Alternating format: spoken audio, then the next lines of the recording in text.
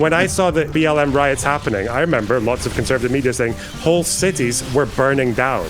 So they're not conservative media. There's no conservative media. Would you say that OAN is not conservative media? One American News Network?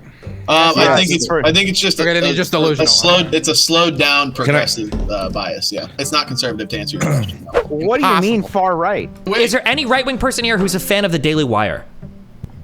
No. Okay, that's what I mean when I say you guys are all far right, okay? You guys are very, very far right. Yeah, but that's that doesn't tell us anything. No, it means when you say there's no conservative representation in the United States, what you're really saying there's no far right conservative representation in the United States, which is saying there's no left-leaning representation in the United States because there's no socialist or communist in mainstream media either.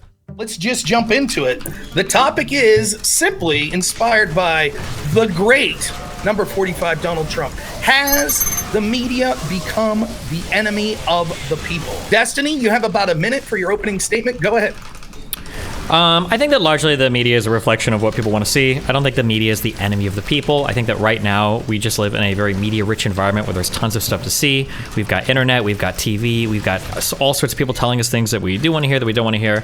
And I think that as a society, I think that we need to demand better from our media, more than kind of the partisan hackery that exists today.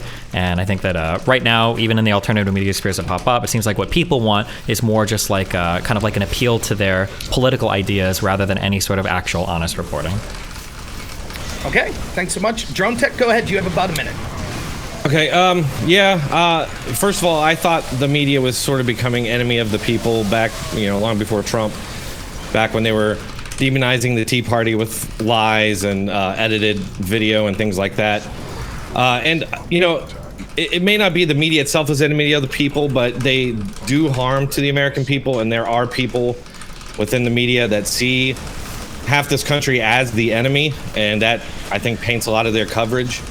And essentially, our media has abandoned their mandate as fourth estate, which is to hold power to account. And instead of that, now they have an agenda, and their agenda in their minds is so important that they can basically rationalize saying or doing anything in pursuit of that goal and stopping what they see as the enemy. So yeah, I do think that people within the media see other Americans as the enemy. And I think that if we don't stop it, or if the media doesn't change, we're heading for an authoritarian state if we're not already there. All right, thank you so much. Let's go to the top right. Andrew, you have about a minute. Go ahead. Yeah, so actually, I think that Synth condenses this down really well on this particular topic, and I'm in full agreement with it, which is the media has always been the enemy of the people in this way. What they do is they hide aspects. They only present one aspect historically of either a conflict or a narrative, something like this. And because they only present a single aspect, they're trying to hide shit from you. And people who are trying to hide things from you probably aren't your friend. So this is a historic trend with the media throughout basically human history. So I would say I'm in complete agreement with that. All right, thanks so much. LonerBox, you have about a minute. Go ahead. I don't really think the media is a friend of the people. If it's an enemy of the people, I don't really know how it's any more of an enemy of the people than alternative media, who can just spew whatever the they want with no pushback, and just hop on to the next mad theory whenever they please. I guess people on the right will say that it's an enemy of the people because of COVID and Hunter Biden or whatever. People on the left will say that it's because they over Bernie Sanders or because they called Jeremy Corbyn anti-Semitic. I think a more systemic thing you could look at with media is maybe just the deregulation and how it's been very easy to make massive conglomerates and mergers so that you have a lot of concentration of power. I don't think it's just capitalists giving people what they want to see necessarily. I think Rupert Murdoch admits that he loses money on some of his outlets because he wants to push his right-wing message. So yeah, I think mergers might be a big thing to talk about, but yeah, who knows? Okay. Next, let's go over to my right, Zen Shapiro. So the enemy of the people, I think we need to identify precisely what that is, and I would argue that it's nihilism, and I wouldn't also reduce the media to just the news media. I would include,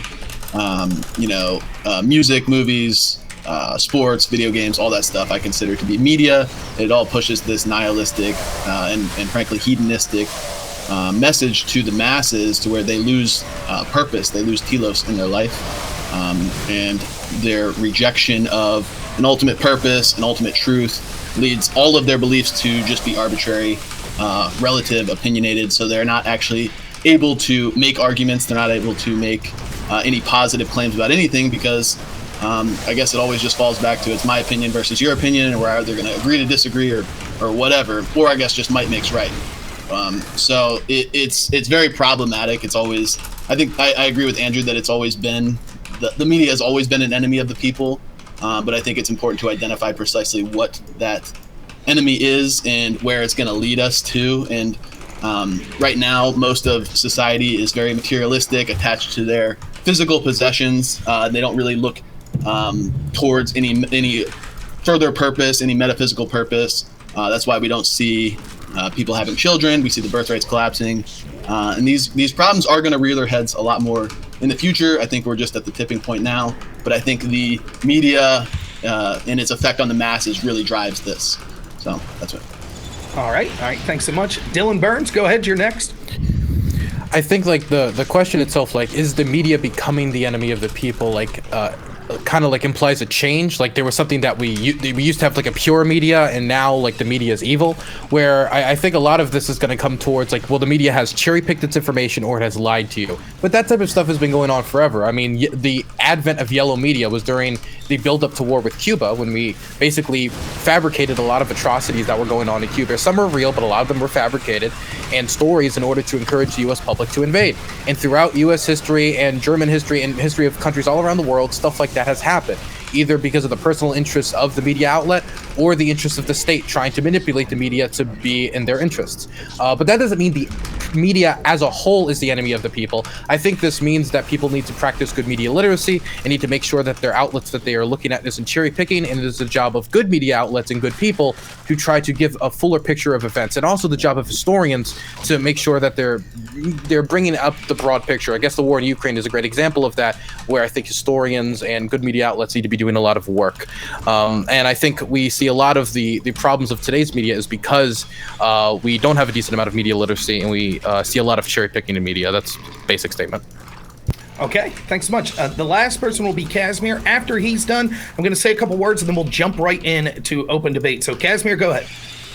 I sort of agree that the media was always an enemy of the people, but the style and the distinction between yellow media and some appeal to authority, some presentation of authority was much different in the past. And you can just observe that by trying to watch a newscast from 80, 70 years ago, and you will find that it's quite different in tone when it approaches politics.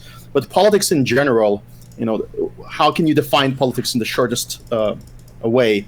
For our friends, everything. For our enemies, the law. And that's the general theme of the media in the United States, is that it allows the friends, which are the state corporate institution, to get away with everything. But then for everybody else, there's only the legal recourse. And that's the main theme of the media today. So I think that's what we should focus on. Gentlemen, the floor is yours. Take it wherever you like. Yeah, so kind of over to the left, would you agree or disagree that the media presents narratives and hides facts from the general public often? And do you think that that's something that your friends would do, or people who are looking out for your best interest? I mean, I think the media, of course, is presenting a narrative. Everybody is presenting a narrative. Like, nobody's just reporting on some facts. Like, you need a way to weave all the facts together. We're not going to get a random accounting of random information at a given point in time. You're going to get like a story relating to an event. Now, whether or not, I think the better question is, do they present it in a politically partisan way? And that seems to be pretty true, although I think the problem is a little overstated. But I mean, I don't think narratives are bad. You're always necessarily going to need like a story when you're telling a story. It's not like today. Yeah, but you know that there's a difference between people who are constructing narratives on purpose versus people who are trying to have an unbiased or objective viewpoint. You can still say that the unbiased or objective viewpoint is narrative building. Maybe it is to a degree, but I think that there's a distinction to be made, and that you can almost intuit people who are trying to be unbiased versus people who are totally biased when it comes to and I think the that's, construction of these things. I think that's the better question, is do we think that the media is trying to intentionally lie? I don't really think that's generally the case. I think people definitely have their biases, and they definitely go off in a certain direction, but are the media trying to intentionally tell lies? I don't think in general that's true. I don't think there's ever been like much evidence. I think Fox News does. Well, I think we so. make a delineation there then, because I think that part of the narrative building of hiding key facts is their lies of omission. If by giving you that fact that you know, it would change the narrative necessarily, then I think that they're lying. Sure, but I think that we take that process for granted, that like a fact would necessarily change a thing. Right? I think that that's kind of like up to some extent, that could be up to viewer interpretation. I don't want to argue over the merits of this now, but like, for instance, like in that Andrew Tate case, a lot of people are saying that there is CCTV footage that's exculpatory evidence for the Tates and that it should be included.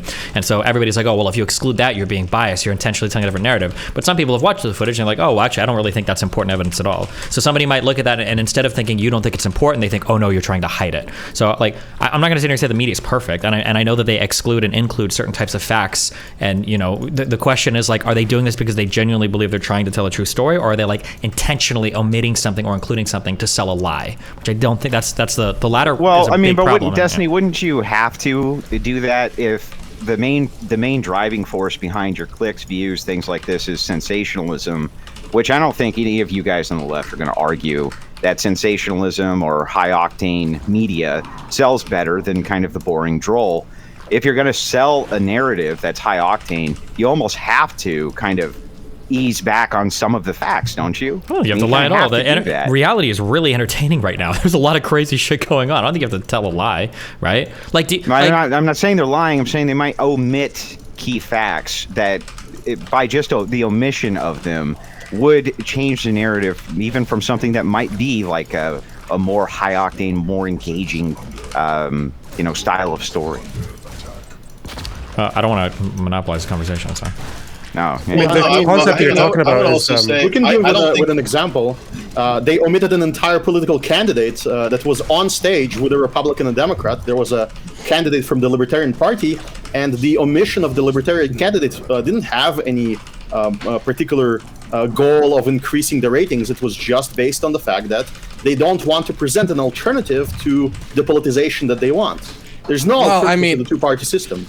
I mean, but if we put a libertarian on the debate stage, the odds of them winning are extremely low. And if we were to have everybody on the debate stage who ran for president, I mean, it would be a gigantic debate stage, right? They're only going to put the people up there who have a chance of winning. It makes perfect sense to, like in Stalin's photo, just crop him out, even though he's standing there right outside of the crop on stage and he's speaking and he has several punchy quotes. We can ignore all of those. We didn't kill him. Purposes. He's still alive. I mean, like, Stalin killed him. We didn't kill him. He's still alive. He never had a chance of winning, so they didn't invite him. Yeah, we're a bit more refined now. Instead of killing people, we're just disappearing them live on air. Do you think if I announced I was running for president tomorrow under the Labor Dylan ticket that they would have to put me on the debate stage with the president of the United States?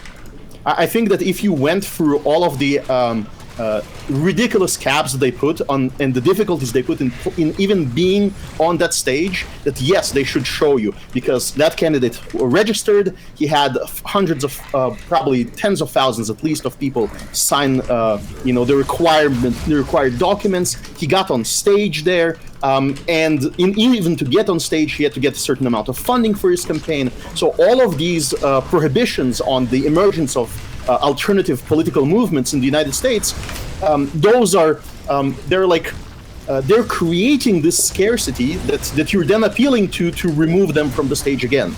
Yeah, like, I mean, why even participate, right? Well, like, why even participate I don't think go through it all? And but that's not the problem of the media. That's the problem of the system and checks and balances, the system that we put in place that is built for two-party system. The system is built upon it. The laws that we've introduced is built upon it. So if they're not going to include him because he doesn't have a shot.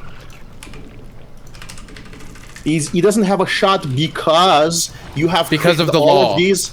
Because you have created all of these laws that make it very difficult, and then even though we have a widescreen monitor with 9 faces, with 8 faces on screen, right? 7 people debating. We can do this. Somehow we have the technology, but the mainstream media can't give people a sound. Do you think that people are really that interested in hearing somebody who's never going to be president in the first place on stage, taking up time from the 2 people who actually have a shot at becoming president, and having control of a nuclear arsenal? Well, that's what the media said about Donald Trump, that he didn't have a shot at being president. They didn't take away any media time from him, though. He won the nomination, and then he earned time on the debate stage by becoming the nominee and then running and then winning. Yeah, I In feel like fact, we what they were doing with, actually saw this addressed really soundly with Bernie Sanders. People said that the media was avoiding Bernie Sanders because they didn't want to give him a shot, because if everybody heard what he was saying, they would like him. And Bernie didn't get very much media coverage, and they're like, oh, well, see, this is intentional. They're never going to cover him. But then there was a small period of time where I think it was after Iowa, New Hampshire, Bernie started to get popular in the polls, and all of a sudden, was it after Nevada? Yeah. All of a sudden in the polls, he started to increase, and all of a sudden he started to get a lot of media time. And there was a lot of mainstream attention given to Bernie Sanders, but it just like coincided with his polls. And I think you can say the same thing with a lot of the Republican candidates as well. You can't like this Can I kind of ask- like double cope though, because like with people saying that with Sanders, it's also like people, if you're from a fringe group, or you'll probably say that they're not reporting on us enough, but then if they get some success like Sanders or Corbyn, then the media talks about them all the time. But because they're a fringe candidate, then the media talks about them negatively. Well, then it becomes, now they're talking about us too much in a negative light, right? So that's always going to go that way. There's this false idea that the libertarian candidate has to win to be of value on stage. What he has to do is to talk to the voters, to appeal to them, and to say, this is something rational that you should demand from your politician. Well, and then I mean, that demand gets reflected in the policy of the party, and the party has to be worried now whether those activated individuals who now see themselves in the trap, see themselves, their position properly presented, that they will potentially vote against the other candidate or don't show up to the vote. And that's what they have to prevent. They have to prevent the right questions being asked. The thing so is, the narrative stays where they want it, between the two puppets. If this was a university debate, then I think this would have an argument. But it's a presidential debate for who can be president. And so if you can't become president, then I don't think you should be on the presidential debate stage. I think that's a pretty It was just a simple barrier. Local state. It was a state debate between state candidates. Oh, well, then I don't give a fuck. I thought we were talking about the national level. Of course you don't care. Of course. You only care if it's presidential. To get to the presidential level, you have to win. I thought we were talking about the presidential debate. I don't know about whatever. They just cut you off. So it's a nice little circle. Look, if he met the requirements that the local level set, and then they just said you're not included, obviously that's bad. I thought you were talking about the presidential level because I thought you were referencing something that we all knew about. I don't know about whatever state you're talking about. No clue. You don't even know about that event. I understand. Well, you haven't even given the event. We all assumed we were talking about the presidential election. That's what we were all assuming. That's what I assumed. Like, why should I know about this random libertarian? Because wasn't there like a popular? I don't live in. I thought there was a big presidential debate that was going to come up, and the libertarian candidate I thought didn't get on stage, and people were really upset about this. I thought this happened on one of the presidential stages. If you're just talking about a random state race, I don't think anybody here. I mean, that can happen as well. What was it? 2016, Gary? What was his name? Gary Johnson or whatever?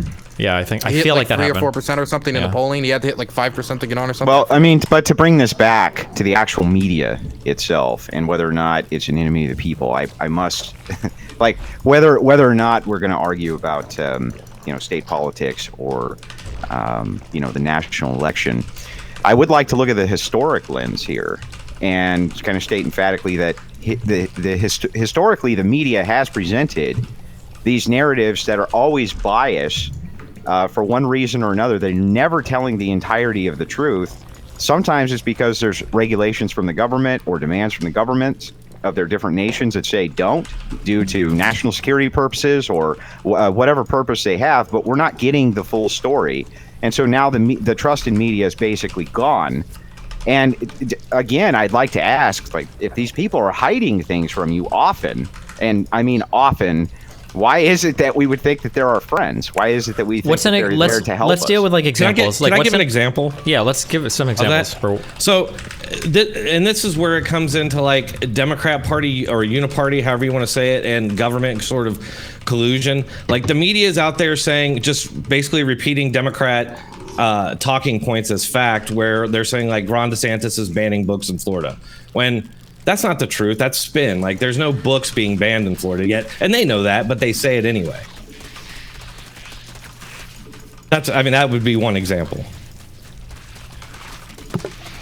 Who wants to engage with it? I haven't heard. The thing that I heard about the school bill was that there was the possibility that books that include like gay authors could theoretically come under additional scrutiny because a parent could bring charges to like a school for trying to gay their kid up, basically. Yeah, but do you ever think you're actually getting the fullness of the truth from any media source, or are they typically I think you guys, going to be spinning it in their favor? Okay, we have a fundamental misunderstanding of what it means to like do history or do media. You're not getting the full truth from anybody. You're always getting a selection of facts, right? The question is do we think me that tell you why it's intentional. Yeah, okay, that's what I want to know. Do we feel like somebody's intentionally omitting somebody, right?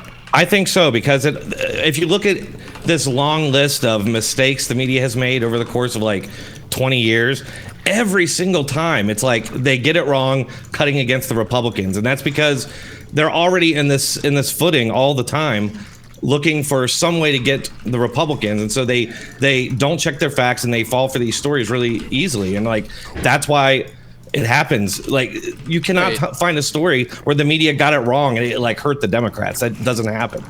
Well, I mean, the media like talked about like Obama's birth certificate. Like a lot of right-wing outlets, far-right outlets, talked about that endlessly, even though there was nothing to it. Well, there, of course, was Hillary Clinton when she was like the idea that she killed American soldiers in Libya or like, killed American personnel in Libya. That was ran with endlessly, even though after investigations and committees they found nothing for it. There was like endless stories. We could talk about like a million different conspiracies about Hunter Biden and Joe Biden that have been brought forward that ended up not really having much to it. The media accusations didn't have having much to it. Yeah, even though but the like, question. I guess my thing is like just don't pretend that this is like a one-way sword. Like when We're the not media saying gets that it is. We're not or playing the Democrats. partisan. Dronetek might be playing the partisan politics game. I'll tell you, the rest of us probably are not. And the question is, if I know you Republicans are if you're involved in gonna this too. So if it's you're not going to really part of concede it. if you're going to concede that the media is almost never telling you the full truth, and they're always spinning the narrative to either sensationalize or to benefit their preconceived biases. I don't think anybody conceded that. The question is, would you consider that a friend of the people? Wait, I don't think anybody conceded that. Who conceded that? Well, okay, so you Well, say you just did, Destiny, that you're never getting the fullness of the truth. You're always Right, going to a selection of facts. Can I just explain this? Nobody gives the fullness of the Yeah, truth. we have to. Okay, so you're Destiny conceding go. the point then. You're conceding the point. Okay, one at a time. Let's leave Destiny go. Then we'll Yeah, get a we're You not guys talking. both just conceded the point. I don't know what to tell you. No, Well, how do you get your around point that, is though? that no. Your point is that people are making a malicious omission of facts. My point is just that like you can't tell every. What do you mean? You can't tell us what our point is. No, that's what you're. Wait, are you just saying that people aren't saying every single fact about a story? Because that would be a really stupid point. We're If that's what saying you're that that media outlets often use lies of omission in order to construct narratives, and that's Yes, not I something a understand. friend of yours. Just would do. outright lies. No. Look. Can I say one other thing? Outright lies. Like on MSNBC, they regularly call they call Republicans terrorists. They say the Republican Party is a terrorist organization. The question is But that's a lie.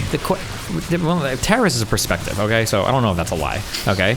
But the question is the media intentionally omitting stuff to try to tell a story that's not true? That's the question. Or exaggerating the truth. Sure, or exaggerating. That's the question that we're really concerned with. That they generally are, right? No, I didn't agree to that. That's what I said. It'd be good to have So you think examples that the for. media tells the full truth, unbiased, doesn't sensationalize? Do you think that is that the dichotomy you're working with? Do you understand? Like, I'm just asking. Is that what you think? no, I don't know if Correct. you're like following the point that I'm making. You can't. May I jump in? I think Destiny's arguing that might happen, but that's inevitable with humans. No, It's not with malicious. humans. You just can't tell every single fact. Like if I tell you about World War II, I'm not going to tell you every single person that died, every single decision that was made, every single thing about. I have to pick and choose. Yeah, but that's not a lie of omission. Okay, right? this is We're a talking about Give him a particular Oh political my side. God! Hold on, Right, holy right, shit! Is this the right, one at a 45 time. IQ panel? What I'm saying is that you are Let's go to necessarily. World War II. This is a great example. No, what I'm saying- Who here no. heard about the term? Let Destiny fucking Soviet- finish. Jesus I don't even Christ. know what No, my let him finish. argument is. I haven't even get to hear what he said. Let him finish. Okay. He's gonna finish his point. Then we'll go to. All Cass. I'm saying is that when you engage in any sort of process where you're telling a story, you are necessarily omitting and including certain facts. That's a process. It's part of telling a story. That's why anytime somebody goes to make a documentary, nobody ever says, we're going to make a documentary about this and include everything. That's not true. You look for a story to tell because you can't but account. lies require, But the media tells a story that benefits, Wait, like it's hang a on. partisan Lies story that require benefits their intent. party. Yeah, lies I require agree. intent. That's why I was asking you. Is there an So example? I'm telling you, no, yes, I'm asking, Operation Mockingbird let me is an finish example. A fucking point. I'm asking you. Can you give me an example of? I just did. Okay. All right. You want me to give it to you again? I don't even know. What do you think my point is? I don't think you even know what the fuck I'm talking about. Yeah, you're saying specifically that anytime any type of story comes Hey, out, Andrew, or you can't tell him his anytime- point. You can't tell him his Anytime point. the You can't tell media, your he point. just You can't asked tell him me. his He point. just asked me to tell him his point. Am I wrong? He Or did. did he just ask me Yes. to do that? Go ahead, Andrew. Right, Quest so for a just sit steel there. man. So where I was at was, Destiny, you're saying that anytime a media narrative comes out, necessarily certain facts are going to have to be omitted because you can't give every single detail or every single fact that has ever existed in regards to whatever the story may be. Fine, fair enough. What we're talking about is omissions that are intentional or lies of omission.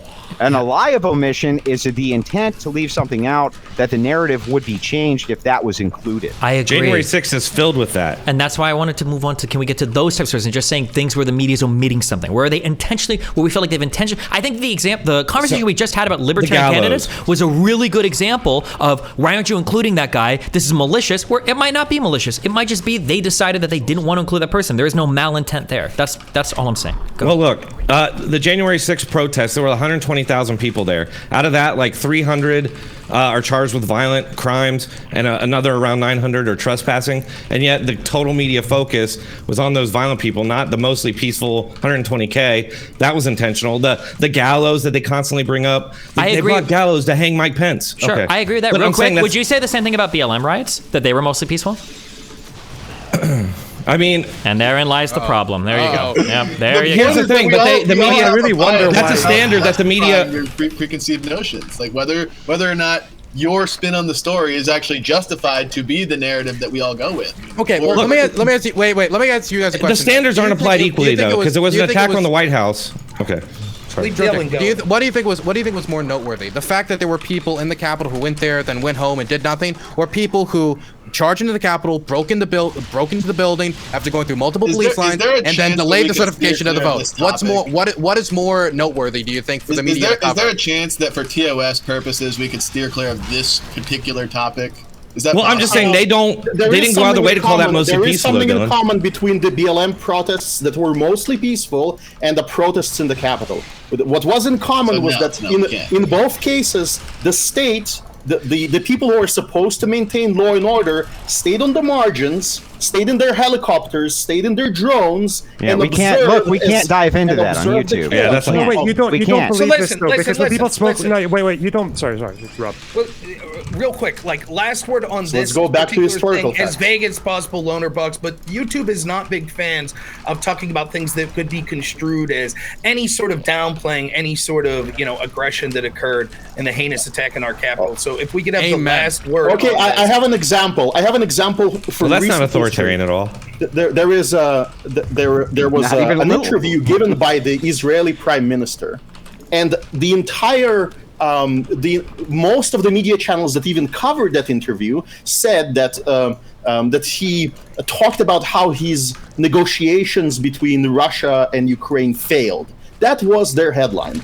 And that headline buried the story where he said it didn't really fail. It was that the United States and the Axis, French and German powers, decided to withdraw from those negotiations, to end them. It was them ending the negotiations, not Ukraine or Russia at that Isn't point. that the definition of negotiations failing then?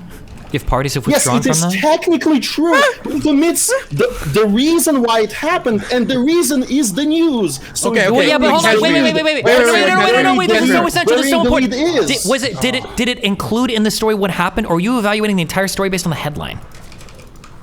So it was the headline that the entire story is about things unrelated to the actual failure. And towards the bottom of the Associated Press story, they say that, and then, unfortunately, his negotiations failed. And nowhere in the story does it actually say his quote of why it failed. And I had to go to some news channel in India to hear the rest of the story. And then I had to watch the actual source in translation to understand what really happened there. And there were direct quotes that were sensational quotes, were important for the Americans to hear. Like, I don't know, maybe they were right to, at that moment, not negotiate for peace, but that was a story that was not spread to the American people. Why not? I feel like you could make such an easy critique here, though. You could say that, like, deregulation of media, kind of like since the 70s and 80s, did make it the case that also just like media information around the world speeds up so quickly. There's so much more information that media outlets feel like they need to be on top of the story all the time, and that means that fact-checking rates go really low. I think there was a review of British press that showed like 7% of stories are fact-checked across quality press. So yeah, you can make that critique if you want, but I don't know why you think it's like a malicious agenda. I mean, the thing you were talking about BLM riots as well, I feel like you all don't believe what you were saying about that, because at the time of BLM protests, I remember seeing like riot footage and fires all over. Wait, hang on, no. What did we all say about it? You were something about like mostly who's peaceful. We all? Hang on, who's we all? Because that's what the media said. Okay, look, if I misspoke there, you completely got me. Okay, I'll just say that when the BLM riots were happening, you strawmanned like half the when I saw the BLM riots happening, I remember lots of conservative media saying whole cities were burning down. So they're not conservative media. There's no conservative media. Holy shit! Let him finish. Okay, media that's not left wing. I guess media that wasn't. I'd like to hear. Let's leave Loner finish his point. You all have a media chance to media that wasn't. I don't know, like left wing. I don't know what makes you happy. Like people were talking about whole cities burning down because the media had more of an interest in focusing on videos of buildings burning down than they did of like a peaceful protest that starts at like 12 at noon and then ends at 3 p.m. Go ahead, Zen. Respond. I was just agreeing with Kaz that there is no conservative media and that it all generally, to varying degrees, has a bias that is going to end up being progressive. Would you say that OAN is not conservative media? One American News Network? I think it's just delusional. It's a slowed down progressive bias. Yeah. Can I jump in and steer this back? It's not conservative, to answer your question. No. You were talking about conserving. Yeah, what's the conservation? Wait, OAN wants to Are they conserving natural law? OAN wants to conserve or do they just OAN wants to... Or do they just want a different tyrant? Like, what's the difference between DeSantis and Biden? There's no difference from a perspective. Like, there's some cultural difference. One defends one cultural values, the other defends other cultural values. But in terms of their means of operation is centralized government control. That's why he tries to abolish taxes, and the conservative media says, "Oh, look at what he's doing. It's welfare for the corporations." No, it's not. It's literally the opposite. OAN said that? I didn't know that OAN said that. You said OAN was a conservative media. OAN wants to conserve marriage as it was before when it comes to gay marriage. Many of the commentators, many of their talking heads on there want to roll back that. They wanted to roll back Roe versus Wade. They wanted to conserve many of the things, the Christian values of the United States that they love. That is conservatism as far as I'm aware. Sure. So, you know what? Maybe I'll give you OAN, that tiny, almost alternative media faction that tiny? The president of the United States goes on there frequently. During Trump's rule, it had to like fight to even get into the pool, and the pool kept kicking them out. Yes, that maybe they're the lone exception, the steam valve. Go ahead. Okay, and there are lots of efforts to try and get them. I can't interview the president of the United States. Okay, so I feel like they're kind of influential. They have millions of viewers. I feel like they impact people. You said there was no conservative media. There is conservative media in the United States. Right. It was a hyperbole. We should have said most media is not actually conservative. It doesn't represent conservative values. It's like conservatism light. Yeah, I just wonder what you're like contributing to the discussion when you say that, though, because if I said there's no left-wing media because they all support capitalism, it's just like, okay, well done, you know. Well, right, that's also the problem. Hang on. I wouldn't even grant the OAN thing, because much like all the other outlets, they're just playing these like partisan politics games where it's Republican versus Democrat in almost every story, or the left versus the right, where they're trying to fabricate new enemies for you to hate, because like most people on Earth, you guys don't have anything that you actually stand for, so you can't make positive positions. So you need to just blow at the wind to whatever the media. So Zen Shapiro, if I can find you a story, if I can find you a story of like OAN talking about the great benefits of the Christian church, or why like gay marriage is terrible and gay marriage wasn't a good idea, would you accept? I'll grant that there are some things that some outlets or some people can get right, but that doesn't mean that the outlet as a whole is conservative or traditional, or is actually Is there anything like, what's the progressive stuff that OAN's putting out? Because if they just put a conservative stuff, I just told you that it's always well, by your definition of conservative, which is just anything that you want to conserve, period, I guess is conservative, which is insane to me. Then anything that they do that is progress oriented, I guess would be progressive. That's just insane. You're Andrew, like, let me ask you a question. Do you think it's conservative? They want to conserve this thing that we just found out about 10 years ago, or whatever. Andrew, so are you saying that it isn't conservative to say, I don't think gay marriage is actual marriage, we should conserve God's institution of marriage? Is that a conservative value? Depends on the motivation. Depends on the motivation. That's why dialectics are important. So would you guys say that if you don't... So the motivations are progressive? What are their motivations? I just told you, Billy, you can get some things right. But the reason I'm saying this is, like, I don't really follow OAN, but I just went on their website and just skimmed through it real quick, and like all of their stories are just about Biden and left. It just feels like no true Scotsman. That's what I'm saying. No true conservative. That's why I'm saying their general narrative is not a conservative message. It's just peddling the same narratives that all the other outlets are, which is fundamentally liberal. So if you don't see pretty much most of the media I would consider right wing as like sufficiently conservative, is that maybe because your ideas are like maybe quite far to the right of the issue is that there's like literally no center-right Republicans anywhere on the internet. So these guys are all like extreme right, and they're saying they feel underrepresented by the media, which is true. But I think you brought it up earlier, or Dylan said earlier, that like if we had a bunch of socialists here on the panel, does that mean we'd say there's literally no left wing? I'm asking. Hang on. What do you mean? Impossible to let Destiny finish a point. Impossible. Impossible for Andrew to let Destiny finish a point. Impossible. What do you mean far right? Is anybody okay? Wait, hold on. Here's my question. Okay, if you consider yourself right on the panel right now, if you're a right-leaning person, can you raise your hand? What do you mean by right-leaning? Exactly. Oh my God, are you actually fucking serious? I'm right wing. Okay. I'm pretty sure. Okay, wait. Okay. Hands up if you're right wing. I'm just curious. Let's just check out. Hands up if you're like right wing. Okay. Then you're fucking right wing. Yeah. Okay. Now here's. Okay. Keep your hands. What is extreme right wing? I can't finish. Just wait. We'll get to that. Leave Jesus Christ. Real quick. Put your hands up your right wing. The dog whistle for Nazis. It's not I'm not dog whistling anything. Holy shit, you're so triggered. Some people would say that. Kill me. I'm sorry. I forgot. I don't even know. Like a victim, right? Is there any right wing person here? Is there any right wing person here who's a fan of the Daily Wire? No. Okay, that's what I mean when I say you guys are all far right. Okay, you guys are very, very far right. Yeah, but that doesn't tell us anything. No, it means when you say there's no conservative representation in the United States, what you're really saying there's no far right conservative representation in the United States, which is saying there's no left-leaning representation in the United States because there's no socialist or communist in mainstream media either. That's the same thing. That's what I wanted to ask. Hang on. Time out. Andrew, go ahead. Everybody help you. Leave Andrew go. So let me ask you this, because we're the ones who sound triggered. I just got to ask you, can all the left-wingers raise their hand? Okay, great. All the left-wingers have now raised their hand. Can you tell me, do all of you guys accept the narrative of MSNBC? Nope. Broadly. I think I'll broadly. So are you far left? I'll broadly. Are you far left, LonerBox? Okay. Yes, I am far left. LonerBox is a socialist, isn't he?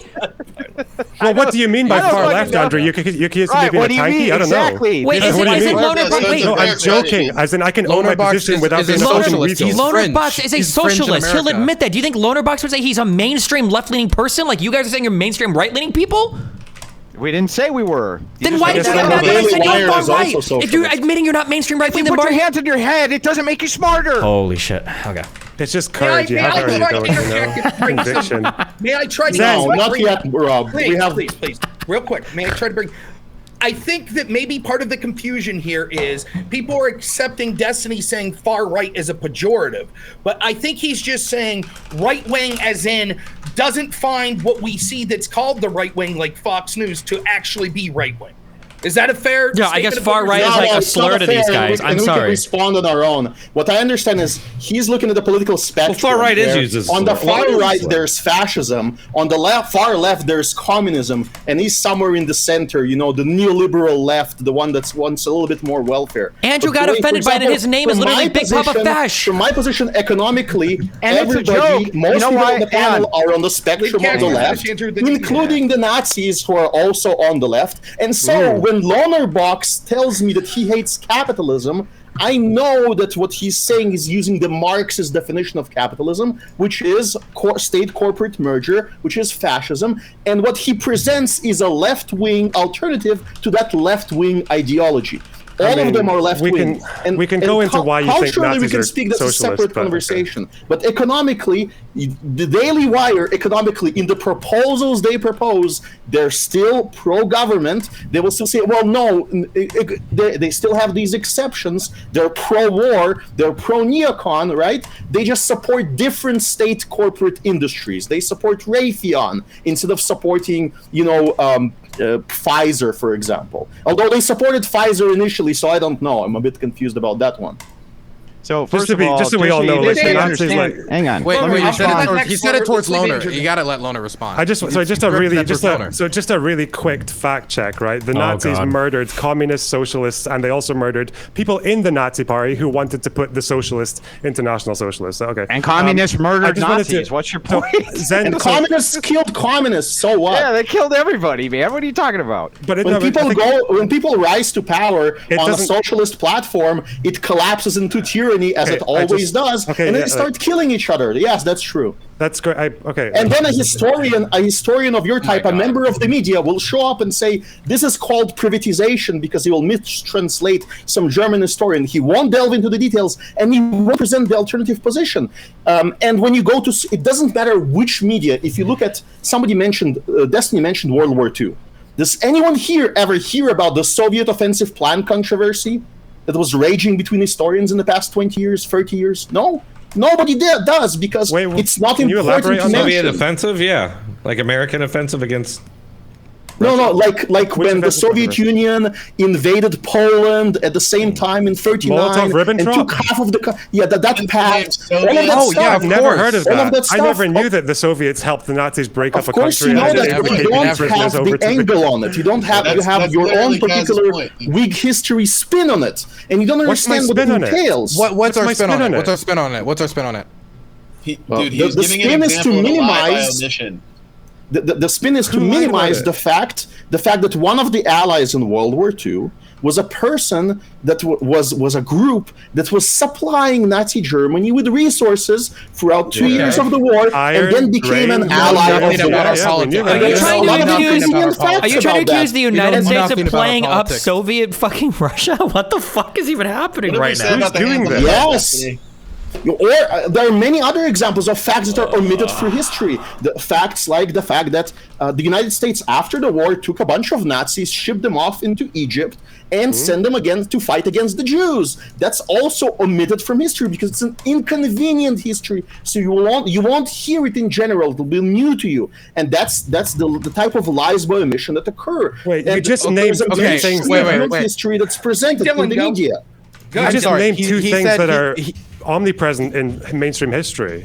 These are not that unknown. I mean, what the Nazis with the Molotov-Ribbentrop Pact, they cut Poland in half and then the Soviets deported hundreds of thousands of Poles, did horrific actions. They treated the Polish horribly, worked with the Nazis to do it. That's pretty well-known history. I'm not a World War II historian, but I know that pretty well. Maybe it's because I work in the Ukrainian media space now that I know that, but I think a lot of people don't know World War II history because a lot of people just don't care about history. And so if you'd ask the average person that, it's just because they don't study history that much, but that's pretty well known. America doesn't really play up the Soviet Union much, I don't think. Yeah, that's all mainstream history that you just said, Kaz. If I can jump in, this would be a good spot to do it. I want to give just a brief reminder to people to go ahead and subscribe to the Crucible. There's members-only content coming out. So on the Crucible YouTube channel, you can become a member and get access to that content. Also, don't forget, we got a special 10,000K sub special coming up Tuesday. Now, I had a caller call in, and I think this is someone that people might know. They wanted to give a special message here. So before we get to the calls in the latter hour, let's take this call right now and see how this goes. It's clear. As a democratic socialist, I may share axiomatic similarities with people on this panel, but I've clearly intellectually outpaced them.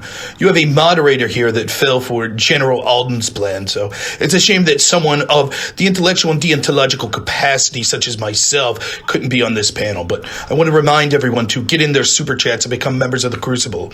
I'm going to go hang out with my cat now and talk about transgenocide. All right. So thanks. I don't remember that guy's name, but nice of him to call in and remind us about all of our shortcomings. So if I may, remember, get those super chats in and follow the link if you want to participate to get into the voice chat in the final hour. If I can maybe steer this in a slightly different direction. would the people on the right that seem to be making this claim that there is this omission that's malicious in a certain way, are there certain cultural issues that you see the majority of the media pushing in one direction that you would say would be an enemy of people that don't believe those cultural values? Yeah, well, okay, so hang on. Let me steer this back too, because I feel like it got evaded multiple times. But Destiny, do you believe, and Dylan Burns and LonerBox, that the media just randomly omits facts? Like they just randomly do that? They're just like, it's just a random sequence of events? Or do you think that there might be some intention behind that? It is by definition not random. When we decide we want to tell stories, yes, that is correct. Okay, We're choosing. So there's a normative process. We choose what we want to do. So then if it's not random and they're picking the facts that they want to omit, and if they omit some of these facts and it changes the narrative, you don't think for a second that that might be intentional? Or do you think that you could grant us with a little bit of charity that there's some intentionality? I don't have to be there? charitable. It is intentional. To reiterate for like the 50 millionth time, my question was can you demonstrate where they are intentionally omitting facts to tell a lie? I just did with your own logic. You just said to me verbatim, I said that it was intentional. Okay, Andrew. I never disagreed with that. Of course, it's intentional. Well, You're trying to tell a story. The question is, are they a buddy of yours would do? Or so yes, Andrew, that's what anybody would do. Of course. The fact that these lies of omission always benefit one party and always go against the other. They don't always benefit one party. Fox News is probably going to tend to benefit the Republicans a bit more. MSNBC, CNN probably going to choose to benefit their people a little bit more. Yeah, of course. I'm talking about when I say that, I'm talking about Democrat kind of leaning media, which is the majority of media. I would imagine, I don't know if it's the majority of media, but I would imagine Democrat-leaning media is probably going to, the things that they feel are important are probably going to more closely align with Democrats. Yeah, of course. Well, that's driving our cult. I mean, that's driving everything is what they're saying. Fox is just right-wing conspiracy theories, and so anything they say, at least half the country is not going to... Fox says that CNN is left-wing conspiracy theories. I don't know what the point of that statement is. Yeah, but Fox is one channel that Fox is the largest. Fox is one channel that is not treated seriously by any of the others. Fox is the largest cable media channel in the United States, and I'm pretty sure conservatives dominate the airwaves. If you ever turn on an AM radio before you're driving anywhere, right? And they're constantly trying to get it shut down. Like they were on the View yesterday saying people at Fox should be arrested and charged. Yeah, are people on the View in charge of the DOJ arresting people on Fox News? Do you remember in the AM days when they wanted the fairness doctrine? Do you remember that? I think I was too young for that one. Yes. Yes. You were alive for that. You're around the same age I am. You're in your late 30s, right? I thought I'm in early 30s. I thought fairness doctrine was kind of gone in the 2000s, early? I don't know when fairness doctrine 90s. But back when AM was king, they had that whole fairness doctrine thing. They were upset that the conservative media was too oversaturated with the narratives, right? Sorry, fairness doctrine was abolished in 87, I think. Okay, so this was literally before my time, but go ahead. Well, they were really trying to bring it back in the 90s. Okay. I thought it wasn't. They were trying to bring it back. I think they were trying to bring it back all through the time that Rush Limbaugh was in front of the EIB mic, right? Exactly. I mean, all right, what you see the media. Can you explain for our audience what that is? Because, just the term fairness doctrine. What does the fairness doctrine basically just said that for all the time that conservative hosts had on the air, you had to have an equal amount of time. Air America was like one of the big beneficiaries of this. It was a left wing, kind of like with Randy Rhoads. With Randy Rhoads and all these people. It failed miserably because nobody wanted to listen to that. But yeah. Well, I mean, go ahead, Andrew. Well, I was just going to say, the point here is that obviously the left-wingers thought that there was a lot of omission that was going on, a lot of narrative building, and a lot of things that were not being representative of their worldview, their history, things like this. They wanted the government to actually come in and create a fairness doctrine, creating equal time between both. And, the thing is that as we kind of go through this, Destiny, LonerBox, Dylan Burns, I kind of know Destiny's position, but like LonerBox, you would have to agree that the media does lie by omission, whether it's on AM waves, whether it's nationally, even locally, in order to narrative build, and that's not good for us, right? I think whether you're doing history or media, you're always omitting. So and people will always accuse you of lying by omission. So yeah, but I'm talking about the intentionality, though. Well, then you'd have to maybe give examples. Like they probably do. There's probably an agenda with like almost every media outlet. I mean, some people will say it. Like Rupert Murdoch will say that he loses money on the Sun newspaper in the UK because he wants to push an agenda. He's probably going to lie by omission when he's doing that. If he wants to talk about like Muslims in the UK, he'll always say bad things. He'll never print good stories because that's like his agenda, right? But I would ask you then, what would your ideal like media outlet friend of the people do? Because like if you're saying that it's not going to lie by omission, then it's just going to be like a random fact generator, right? Like it's just going to tell you like, oh, the temperature in Cairo is like 39. Like a kid got hit by a car. No, that's not true. First of all, a lie of omission would be intentional. Right? It would be intentional. Holy so understand shit. that a lie requires intent. Nobody on this side is disputing that you can get facts incorrect unintentionally. What we're saying is that there's a media narrative which exists that they misinform on purpose and historically have always done so. Can we get examples? Can we work some examples? We just gave you several examples. I can give you some more. Let's just work around. Wait. But let's just work around one example. We can all talk through that instead of just like vomiting out a ton of random things. Let's just work through one example. Go ahead, Dronetek. Do you got one example? Well, okay, if we're going to do another one here. So we constantly hear, we're constantly reminded about January 6th. We're constantly reminded about Charlottesville. Wait, no, one example. One example. Hold on. Do you want to do January 6th? But I'm just saying those are two examples Don't do of right two. wing. That's more than one. That's twice as many as one. Let's just stick on one example. We'll say do not do J6 again. We'll say the attack. In Chicago, there was an attack on a Christopher Columbus statue where 49 police were injured. Super violent, big mob carrying Black Lives Matter flags, attacking police with sharp rods and poking them and stabbing them and throwing grenades at them, or fireworks. That injured 49 police. That was reported local news, never to be spoken of again. The media just kind of lets that be forgotten, and then they keep reminding you of these other ones so that you kind of get this. Okay, what was the name of this event? Where did this happen? It was in Chicago. It was BLM Antifa attacked Christopher Columbus statue. 49 police injured. Just if you look up Chicago riot Christopher Columbus statue, you can probably find it, or I can link it. Actually. This is too. How about one that everybody knows? And I think that's my point, though. That's my point. Hang on. No, is that like you don't know about it? That everybody knows. Or how about White House 2020? No. Let's just go with one that everybody knows. Well, we can just look this up and find out. You said in Chicago, no, but everybody knows the Kyle Rittenhouse story was. That's another good one. Yeah. Heavily to make Kyle look like a murderer or whatever, and even Destiny. I think you have a soft spot. Those were the words of you, Destiny, right?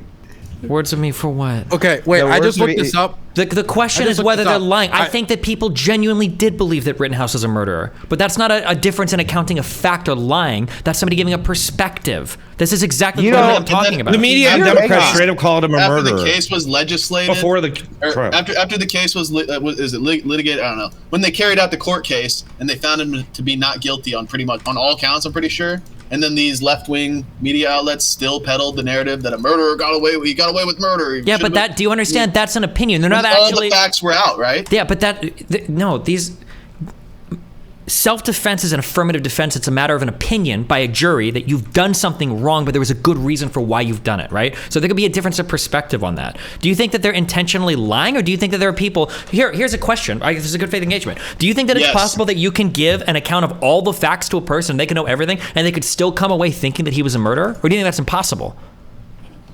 Do you think you could give somebody all the facts of that case and then they still come away thinking he's a murderer? Yeah, I think yes. If you have, it's possible, but at least they have all the facts. If you have emotional baggage tied to the narrative, okay, you can't. You're fundamentally incapable of engaging as a human being.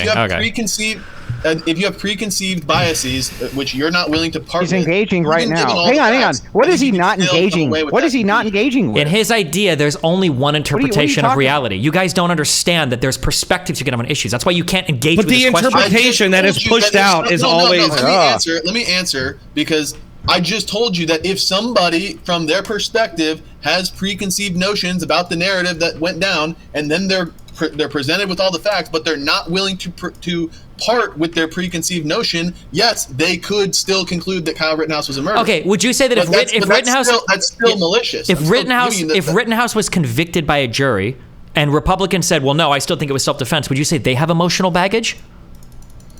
Well, I'm talking about in this particular No, case. hold on. Engage with what I'm saying to turn the brain on. Let's say that he was convicted by the jury as being a murderer, which is totally possible. It's a jury trial, right? And then let's say that after that, let's say it considers like, no, I think it was still self-defense. I don't agree. I don't think he's a murderer. Well, if you could point to some facts that would show that this is XYZ why he wasn't actually a murderer, then no, that wouldn't be emotional baggage. But from what I can gather in this case that actually went down after it was litigated, the people that still thought he was a murderer didn't have any facts. All they had was their emotional baggage. No, you absolutely have facts. That he showed up at a protest with an assault rifle where there was violent activity happening, where he didn't need to be there. It wasn't an assault rifle. You're already wrong on the facts. He had an AR-15. What the fuck are you talking about? That's not an assault rifle. What is an assault rifle? Tell me what an assault rifle is. An assault rifle, for one, has to be fully automatic. That's like the main...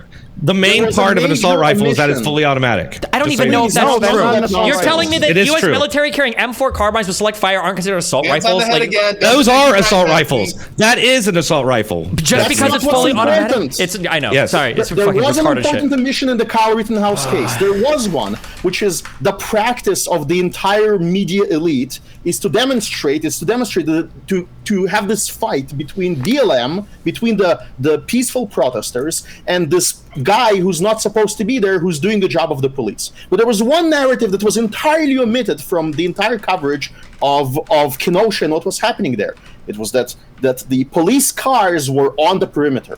And FBI helicopters or drones or whatever, or planes were in the air filming all of this rat experiment as people were fighting each other. And the government was not there to provide law and order. What this is? Wait, what is this? This has nothing to do with anything we're talking about. Yes, it's exactly, and that's why it's omitted. It's because it would show a libertarian practice, which is people are responsible for their own self-defense, and when they count on the government to provide that self-defense, they're going to be treated like rats in a rat experiment. They're going to be filmed from above from a drone. Millions of dollars are going to surround them on all sides in a giant cage, and then they're going to be allowed to fight each other, and then the jury has to determine who's at fault. But the actual murderers of Kenosha are the politicians, are the political class in Washington, D.C. Yeah. Why was there riots there in the first place? The rest of the conversation. Destiny, hold on. Real quick. Kenosha, it's important. Real quick. Why was there riots there in the first place? Because the media misrepresented that wasn't the media. That was social media. That was the issue, right? No. That's media. No, it was the a media guy posting a 15-second clip on TikTok. Purposely? No. You can show me evidence of that. Show me evidence that they intentionally lied. The media purposely omitted that he had a knife. They purposely omitted that he was a threat to kids in the backseat of that car. They made it sound like the police just shot him because he was trying to get away. Wait, was this in the initial report? No, it wasn't. The initial reports was just a thing that blew up on fucking Twitter. That's why everybody was fucking protesting, because nobody had any idea what the fuck happened. Let me do this. Let me ask both sides. Same thing with Michael Brown. The media. I just want to summarize my last point. I'm just going to say that, like, the fact that you can't even conceive that a person in good faith could disagree that Rittenhouse didn't defend himself, that he was actually a murderer, is like you're partisanly gone. And I'm somebody that I supported Rittenhouse defense, but there are good arguments to be made on both sides for why he did murder versus why it was self-defense. But you can't even engage with that idea, and then you're trying to accuse the media of lying. We're sitting here engaging with it. You're not. You're saying the only way somebody could believe that is they have emotional baggage. Let me see if I could ask each side a question. Let me see if I could ask each side a question and rein this in, right? For the people on the right, if the media, like say CNN, say my boy Brian Stelter from my shirt here, if he accurately reported all of the facts of the Rittenhouse case and let the people hear all the facts and then said, I think he's a murderer, is that the media being corrupt, or is that just someone outlining the facts and having an opinion? Are you asking me, or? I'm asking the people on the right. Oh, I think somebody could have that opinion without them lying, or I mean, they might just genuinely feel that way. Like there are some people that, given all the facts, they rarely ever defend self-defense. What I'm isolating here is like, is the problem that they have an opinion, or is the problem that they're omitting facts? That's what I think the problem is. They have an opinion, they have a slant, but it's not lying. It's just people representing their opinions. It's also that opinion is a part of media. That's actually a problem. If you look at journalism in maybe the 40s and 50s, now there are exceptions. There's always outliers, right? Not everything, but there is general idea that there is a distinction between the opinion, the person, the analyst, the analytics, and the presentation of news. And the core of that idea is that the newsman is your eyes on the ground. Your eyes are not supposed to be doing the thinking. Your eyes and your ears should not have opinions. And in fact, if you're a journalist on location, or you're a news anchor that is just reporting the dry news. You should be as dry as possible, and your opinion should be as hidden as possible. And the language of the time, 70 years ago, that was generally the language. It was generally how they presented the news. And then there would be a separate segment where they would have a panel like this one, where people would be able to express their opinions. And if somebody is a journalist, would not be able to even appear ethically on that panel. They would not be that type of person. And yet now we have all of this merged. And in fact, if you go to a school of journalism, they will say, well, being unbiased is impossible, therefore we shouldn't even try. That's the new angle. And it's completely different from the past. So yes, I would say if the media was always the enemy, now it's more overtly so. So let me ask the left this question real quick, right? Does that mean we get to answer? Because if more people had to answer, sure, go ahead. I'm saying that because Destiny did it last time. I'll ask the left this real quick, right? If we could separate the idea of their opinion versus the facts, I'll ask the left this. Two-part question. If they intentionally omitted facts of what went on with Rittenhouse, would that be considered unethical and a lie? And do you think there were certain outlets that intentionally didn't report things like that Rittenhouse was shot at first and that Rittenhouse ran to the police and things like that? It depends on it. Like, it might be, here's what I'm saying, okay? You might be omitting a fact because you don't think it's important. You don't think it's relevant to the story. Now, some people might say that's bad faith, but like, I think there are legitimate disagreements. For instance, was it relevant that 2 weeks beforehand, I think it was 2 weeks beforehand, that Rittenhouse was like in a parking lot saying like, oh, I wish I could shoot the people going into Target or robbing a store or whatever, right? The judge thought that wasn't relevant, that part of his character was not relevant. A lot of people think that is relevant, right? But you can have a legitimate disagreement on that. So if I watch Fox News, I'm guessing they're probably not going to talk about that. If I watch CNN, they're probably going to talk about that a lot. I don't think either side is lying. I just think they're using a different process to come to what they think is an important fact to report about that story. It's funny you mention that because that's exactly what you'll hear on like far left media. It's like, oh, no one spoke about the time when he said he wanted to kill people 2 weeks earlier. Like that's actually something that people said on the left a lot. But I mean, I watched this from the UK, and I remember even just like absorbing a lot of this from like AP or like The Guardian and shit. And like, I mean, I thought, and I can't remember if it was a CNN or an MSNBC report during the trial when they said that it looks like he's going to get let off. Like it looks like the prosecution's not having a good time here. So I mean, I was able to come to the conclusion that he was innocent in that from like mostly just absorbing the same outlets I normally would. I didn't have to watch Fox News to get to that conclusion. And I think as far as people still calling him a murderer, isn't it, you can correct me if I'm wrong, I thought the people that Rittenhouse was like having a problem with now was people like Cenk Uygur and Whoopi Goldberg who were saying that. But that's also like there are sections of the media that are dedicated to opinion. Like those people are known for, they're not supposed to be reporting like factual. They're supposed to be like giving opinions, which is a legal right. Well, so hang on. You can have that side of the media as well. Real quick, can I just interject this real quick? As I've been listening to this, is the back and forth. Destiny, I'd like to ask you a question. Going back to this, would you consider people who are online who are reporting to have some type of media influence? Would you think that people who are online who are discussing these various topics, this and that, they maybe reach large audiences, could have some significant influence on this type of thing? Yeah, of course. On narrative, of course, right.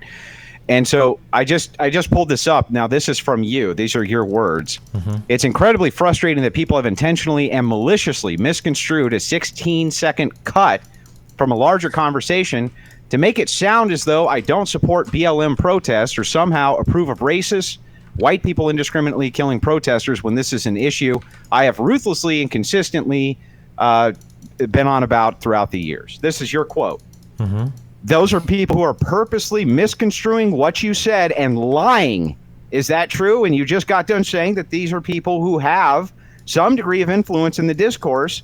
So you would have to concede that people are intentionally lying, at least about what you said, by your own words, right? I don't know why you think I'm conceding or disagreeing with you at all. I'm just saying that most of the times when people are assuming that there's like some malicious thing happening, sometimes there can be a legitimate disagreement of facts. Your exact words, it's incredibly frustrating. Bro, you've got to be able to engage and maliciously. Bro, yes, that's the point. So for instance, I think that you can have a legitimate disagreement given all the facts. You can have a disagreement over the Rittenhouse thing. However, what was the name of was it Covenant High School or Coven High School? Who were the kids that Covington. Covington, right? I think that was malicious. That was a malicious cut. I don't think, given all the facts, a reasonable person would ever think those kids were acting poorly towards those people. That only happened because of that malicious cut. But I think that everybody thinks that the media does that all the time. But I think in general, what the media does all the time is they choose the facts that they think are important, and they omit what they don't think is important. And there might be some bias involved in that. Sure, everybody's got their political leanings, but I don't think the majority of it are these malicious cuts. You don't think they sensationalize? Yeah, but sensationalize and lying is not the same thing. You did say that these people were malicious towards you. Those were your exact words were have intentionally and maliciously. Yeah. Do you think I'm saying that? I literally just gave you an example of the mainstream media being malicious. Yeah, you did. But what you said is that if all the facts were presented, you don't think a reasonable person would ever come to a different conclusion. That's what you just said. Yeah, that's correct. So if that's true, then Zen Shapiro was right. And when you told him just moments ago that it's insane to say that if a person had all the facts, they would always come to the correct conclusion, you're thwarted by your own words, Destin. I'm not saying that in every single case they would. I just gave you an example where there are some cases where, given all the facts, people might still disagree. For instance, Rittenhouse. But in other cases, given all the facts, I think people probably wouldn't disagree, like the Covington high school kids. Bro, there are still people to this day that think that he was like some, racist KKK member. Like that still what does that exist. have to do with what I just said? That insane people, retarded people can think that can come to a retarded conclusion even given all the facts, or some emotionally driven conclusion that is incorrect given all the facts. Okay. You said that people can't do that with the Covington. Yeah, well, he said that because given I all the facts, I don't think a that given all person would never come up with that. Because I don't think given all the when facts. When did he say that? I don't think given all the facts for some cases, for the Covington thing. He just said it, Dylan. For some things, I'm saying if there's been a bad reporting, like a malicious selecting of facts, then yeah, you might be able to come to totally different conclusions. I agree with that. But for the Covington kids thing, if you show me a person that thinks that those kids were evil and racist or whatever, I'm pretty sure if we watched all the footage together, they'd be like, okay, probably not. This is bad reporting. Whereas on the Rittenhouse stuff, even with all the facts, I think some people can still disagree that it was murder or self-defense. So, I mean, well, which thing, this is so weird because you're speaking out of both sides of your mouth. Which thing is true? Is it true that that people have maliciously gone after you and they have misconstrued what you have said in order to advance a narrative by lying intentionally, which you consider to be pushing of a media narrative? And you say that if given all the facts, they would never come through with that type of result. That's what makes it malicious. Same thing that you just claimed was in Shapiro moments ago. Now you're saying, well, it just depends on the case. Maybe in some cases, man, like be straightforward. Be straightforward. Notice how don't do the blah blah blah blah. I'm literally giving you examples. I just gave you 2 examples or 3 examples. I give you more if you want. Gave some subjective example. I don't understand what's the differentiation. A subjective example. I gave you an empirical fact. What's the differentiation point? I told you the differentiation. I can repeat it, but you're so busy trying to get. The differentiation is that I believe that there are certain times when the media is cutting things out, not because they're trying to spin a lie or tell somebody something that's non-truthful, but they genuinely have a disagreement on which facts are important. And I think there are other times where we can be more critical of the media. We go, well, I don't know why you reported this in this way. This doesn't seem like you were just like trying to select what was most important. It seemed like you were actually telling a lie. Those are 2 different things you can do. Right, so they were lying via omission, or they were just straightforward lying, which is what we're saying the media often does. Well, what if there's an alternative, though? Oh my God. What if Destiny, do you agree that it's at least somewhat common for the media to want to be the first one to report on a given phenomena, whatever it may be? Rittenhouse, Covington. It's called breaking news. Yep. So, yeah, and maybe in order to be the first ones to break the story, they might disclose whatever they know, not having acquired all of the facts yet, but still providing some narrative based on what they do know, but knowing that they don't have all the facts. Does that happen at least somewhat often? It's possible. This is I why made I that usually point don't. earlier. Come on, don't tell me it's possible. Tell me it fucking happens. Of course, often. yeah, it happens. Yeah, that's why I don't like breaking news reporting. Yeah, everybody does this, unfortunately. But I don't think it's malicious. That, right? It's not malicious. It's people just wanting to be first. Yeah, Zen, it sounded like you were agreeing with us because I made that point earlier. You don't think it's malicious to disclose some narrative on a given story, knowing that you don't have all the facts, just so you can be the first one, sensationalize it, and get all the clicks? You don't think there's? We can argue that it's reckless. We can argue it's recklessness bordering on maliciousness, but it's different than telling an outright lie. Malicious? No, wait, Zen, I would ask you then, because I mean, this is the point that I made earlier, because yeah, that's like, but that even sounds like you're almost making my point that it's not necessarily malice, but it's more of a systemic issue, because like right now, if I'm saying like that one the media system outlet, of the media is malicious. yeah, Yeah. so if one media outlet doesn't report breaking news recklessly and without all the facts, then other ones will. So like, do you have a proposed solution for that? I mean, I feel like I suggested earlier, like the deregulation was a big problem. Mergers are a big problem. So Destiny yeah, doesn't well, think hang on. First of all, the topic is not about solutions to this problem, but I even know. if the problem exists.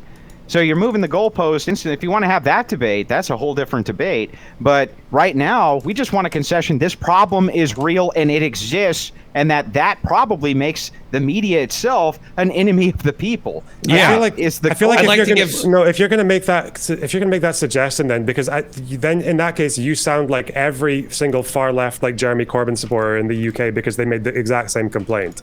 First half it was the media just doesn't talk about him enough. Not enough people are exposed to his ideas. 2017, 2019, lots of people are exposed to it, and he gets less votes.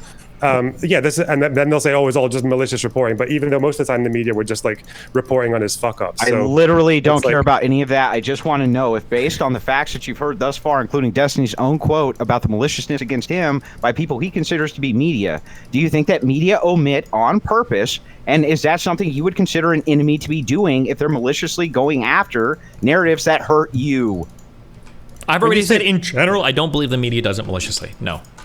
You don't think that's okay? Let me bring up, since you like MSNBC, you don't think when they bring Malcolm Nance on there and he says your Republican neighbors want to kill you, and that's part of a larger narrative that not just comes from the media, but from Democrats, like Biden saying, you know, MAGA Republicans are semi-fascist, and don't you think these could be opinions? Do you think that they know they're lying, or do you think they might actually believe these things?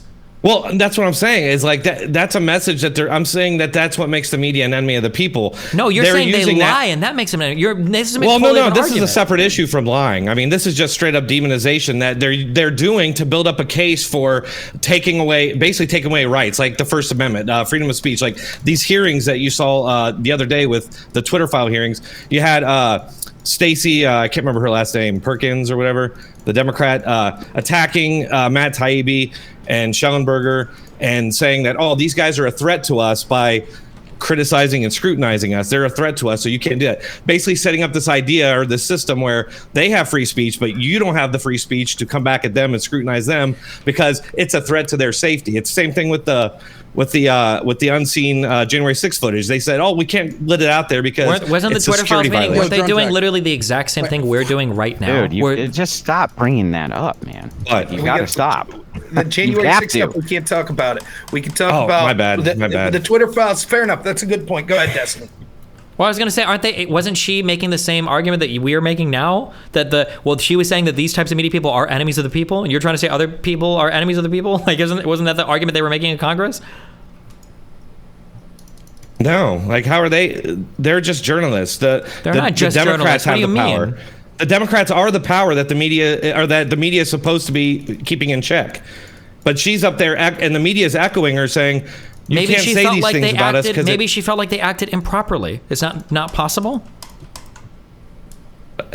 But that's only a charge that ever comes out when Democrats are being exposed. Why are you making? There's never a threat of calling out Trump or calling out DeSantis. There's never any threat to his safety. Listen, Dronetek, when Destiny has a great shirt where he criticizes one of those journalists and he calls him out for not having journalistic integrity, he does so properly because that dumbass journalist should not tell a story about the FBI without asking the FBI to comment. Really. Now, even though it's ridiculous to ask the FBI to comment, even though it's like obvious what the answer is, he should still do it because that should be part of his journalistic integrity. And that's where the standard comes in, which is for your enemies, which are Schellenberger and Matt Taibbi at this given moment, they're the enemies of the Destiny line of argument. For them, there is the law of journalistic integrity. But when the same thing happens with another journalist that supports his position, supports his practice, supports his ideology, he will not scrutinize. Can you give me an example of that? Can you give me an example of that I wouldn't scrutinize? Can I give you an example of something that doesn't appear in your streams?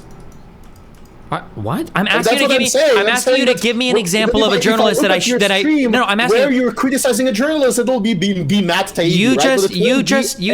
You just accused me that if it was a journalist on my side, I'd let them get away with partisan hackery, and I wouldn't hold them to the same standard. Is there an example of me doing that?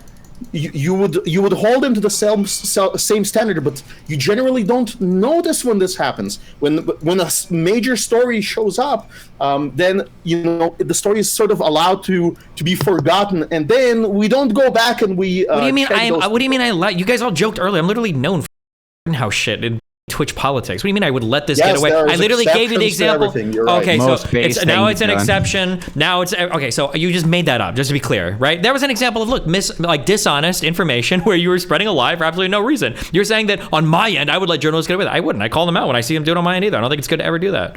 Well, no, it's not. It's not dishonest. It was just recklessness, right? But that's not malice either. He just claimed to know a fact that he doesn't know anything about. That's probably to the malice, or is it just recklessness due to ignorance or something? It sounded like he made a bad assumption. Enemy of the people. Okay, yeah, maybe.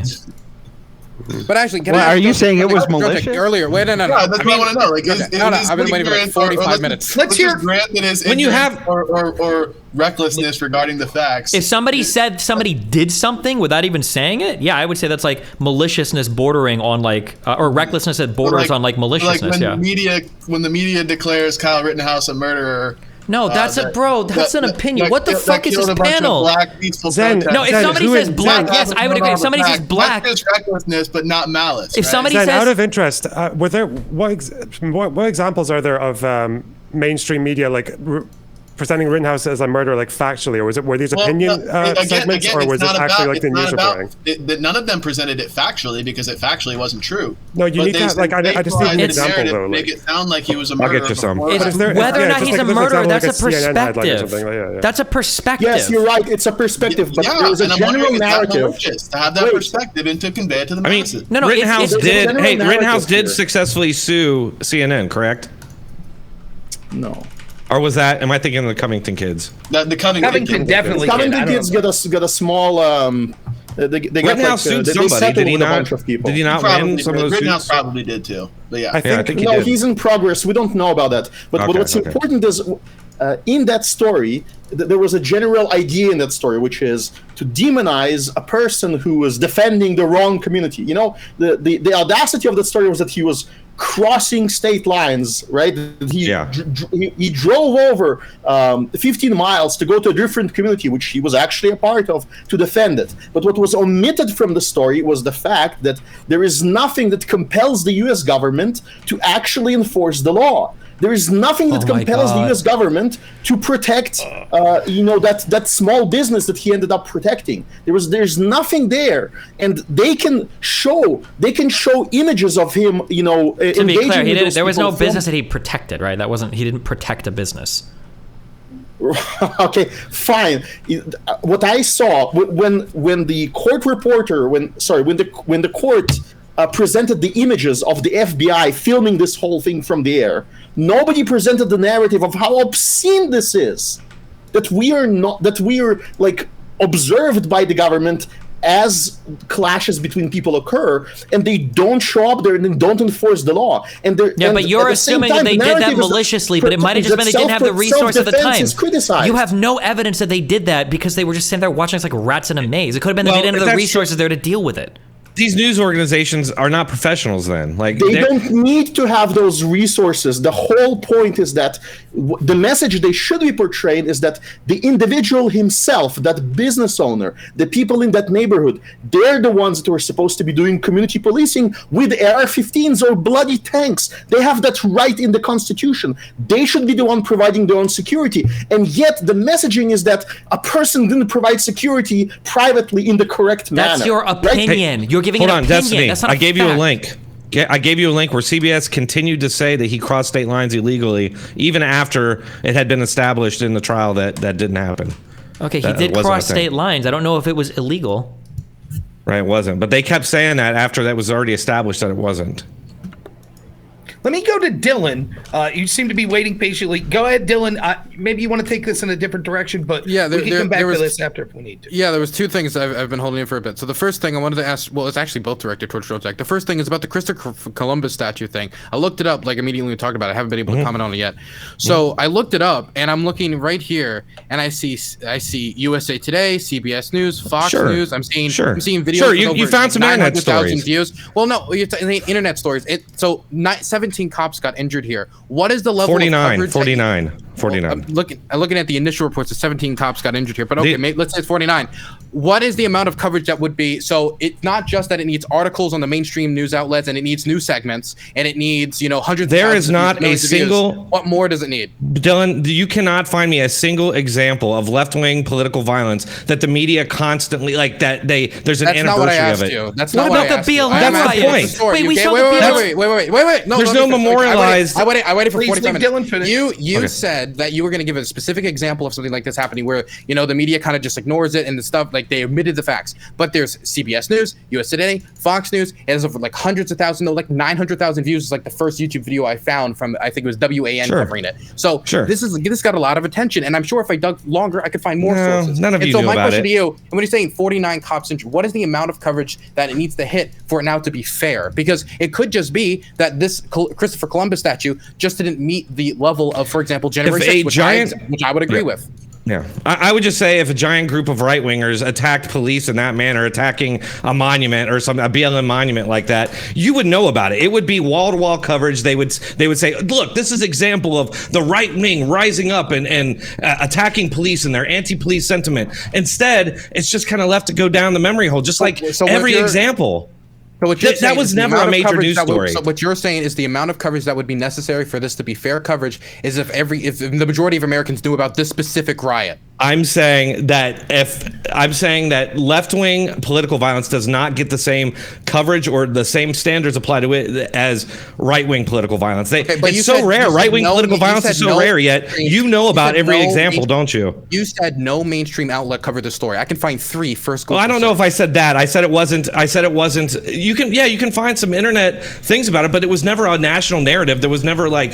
Why does it have to be one riot? Why does it have to be a national narrative? Why is this specific statue because so important? Ever a national narrative.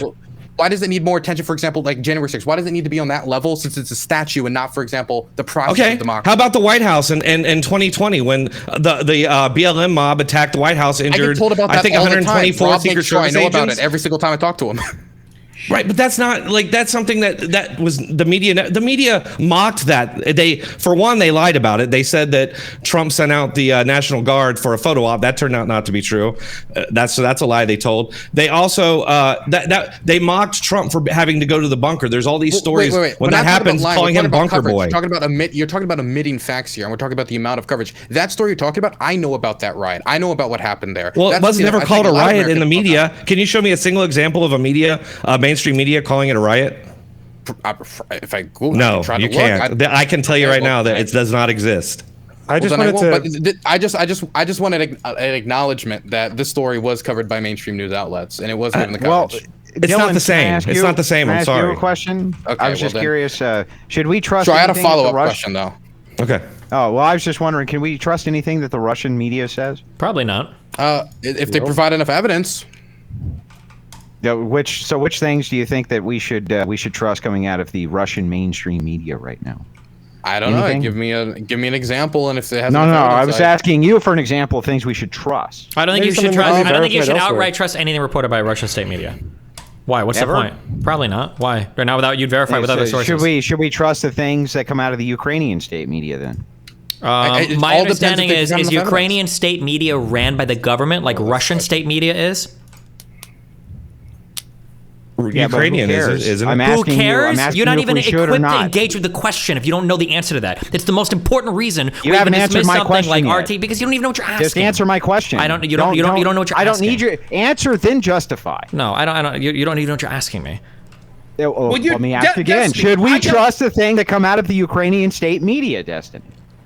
Destiny, I don't know the answer to the question, so tell me, is it ran by the state in Ukraine? I don't know. If it was ran by the state, I probably wouldn't trust them on reporting on the war because it's the fucking state-ran media. But if it's an independent media, then I'd probably be more keen to trust it. Anything that is state media...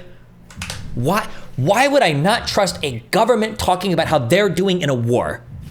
I don't know, man. Well, Go to a hat. I'm asking you why you think that it would be less biased reporting one way or the other. Because the government being in charge of their media in regards to reporting to a war, all of the incentives are lined up for them to lie about it, and for them to get fact checker called out on it. There's no competition to state-ran, state-owned media, and directions coming from Zelensky himself, like literally might dictate what shows up in the headlines. I wouldn't trust that as much as independently ran. That and monolithic media companies, for instance, because media companies don't take their marching orders from the President of the United States. Yeah, but they're still monolithic and have huge.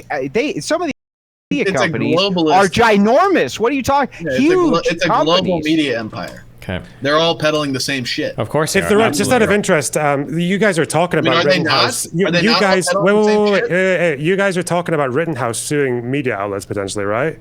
And I think some of them have already had to issue corrections. I know CBS issued a correction for the state lines thing. Who do you sue if the Russian state media lies? Who issues corrections?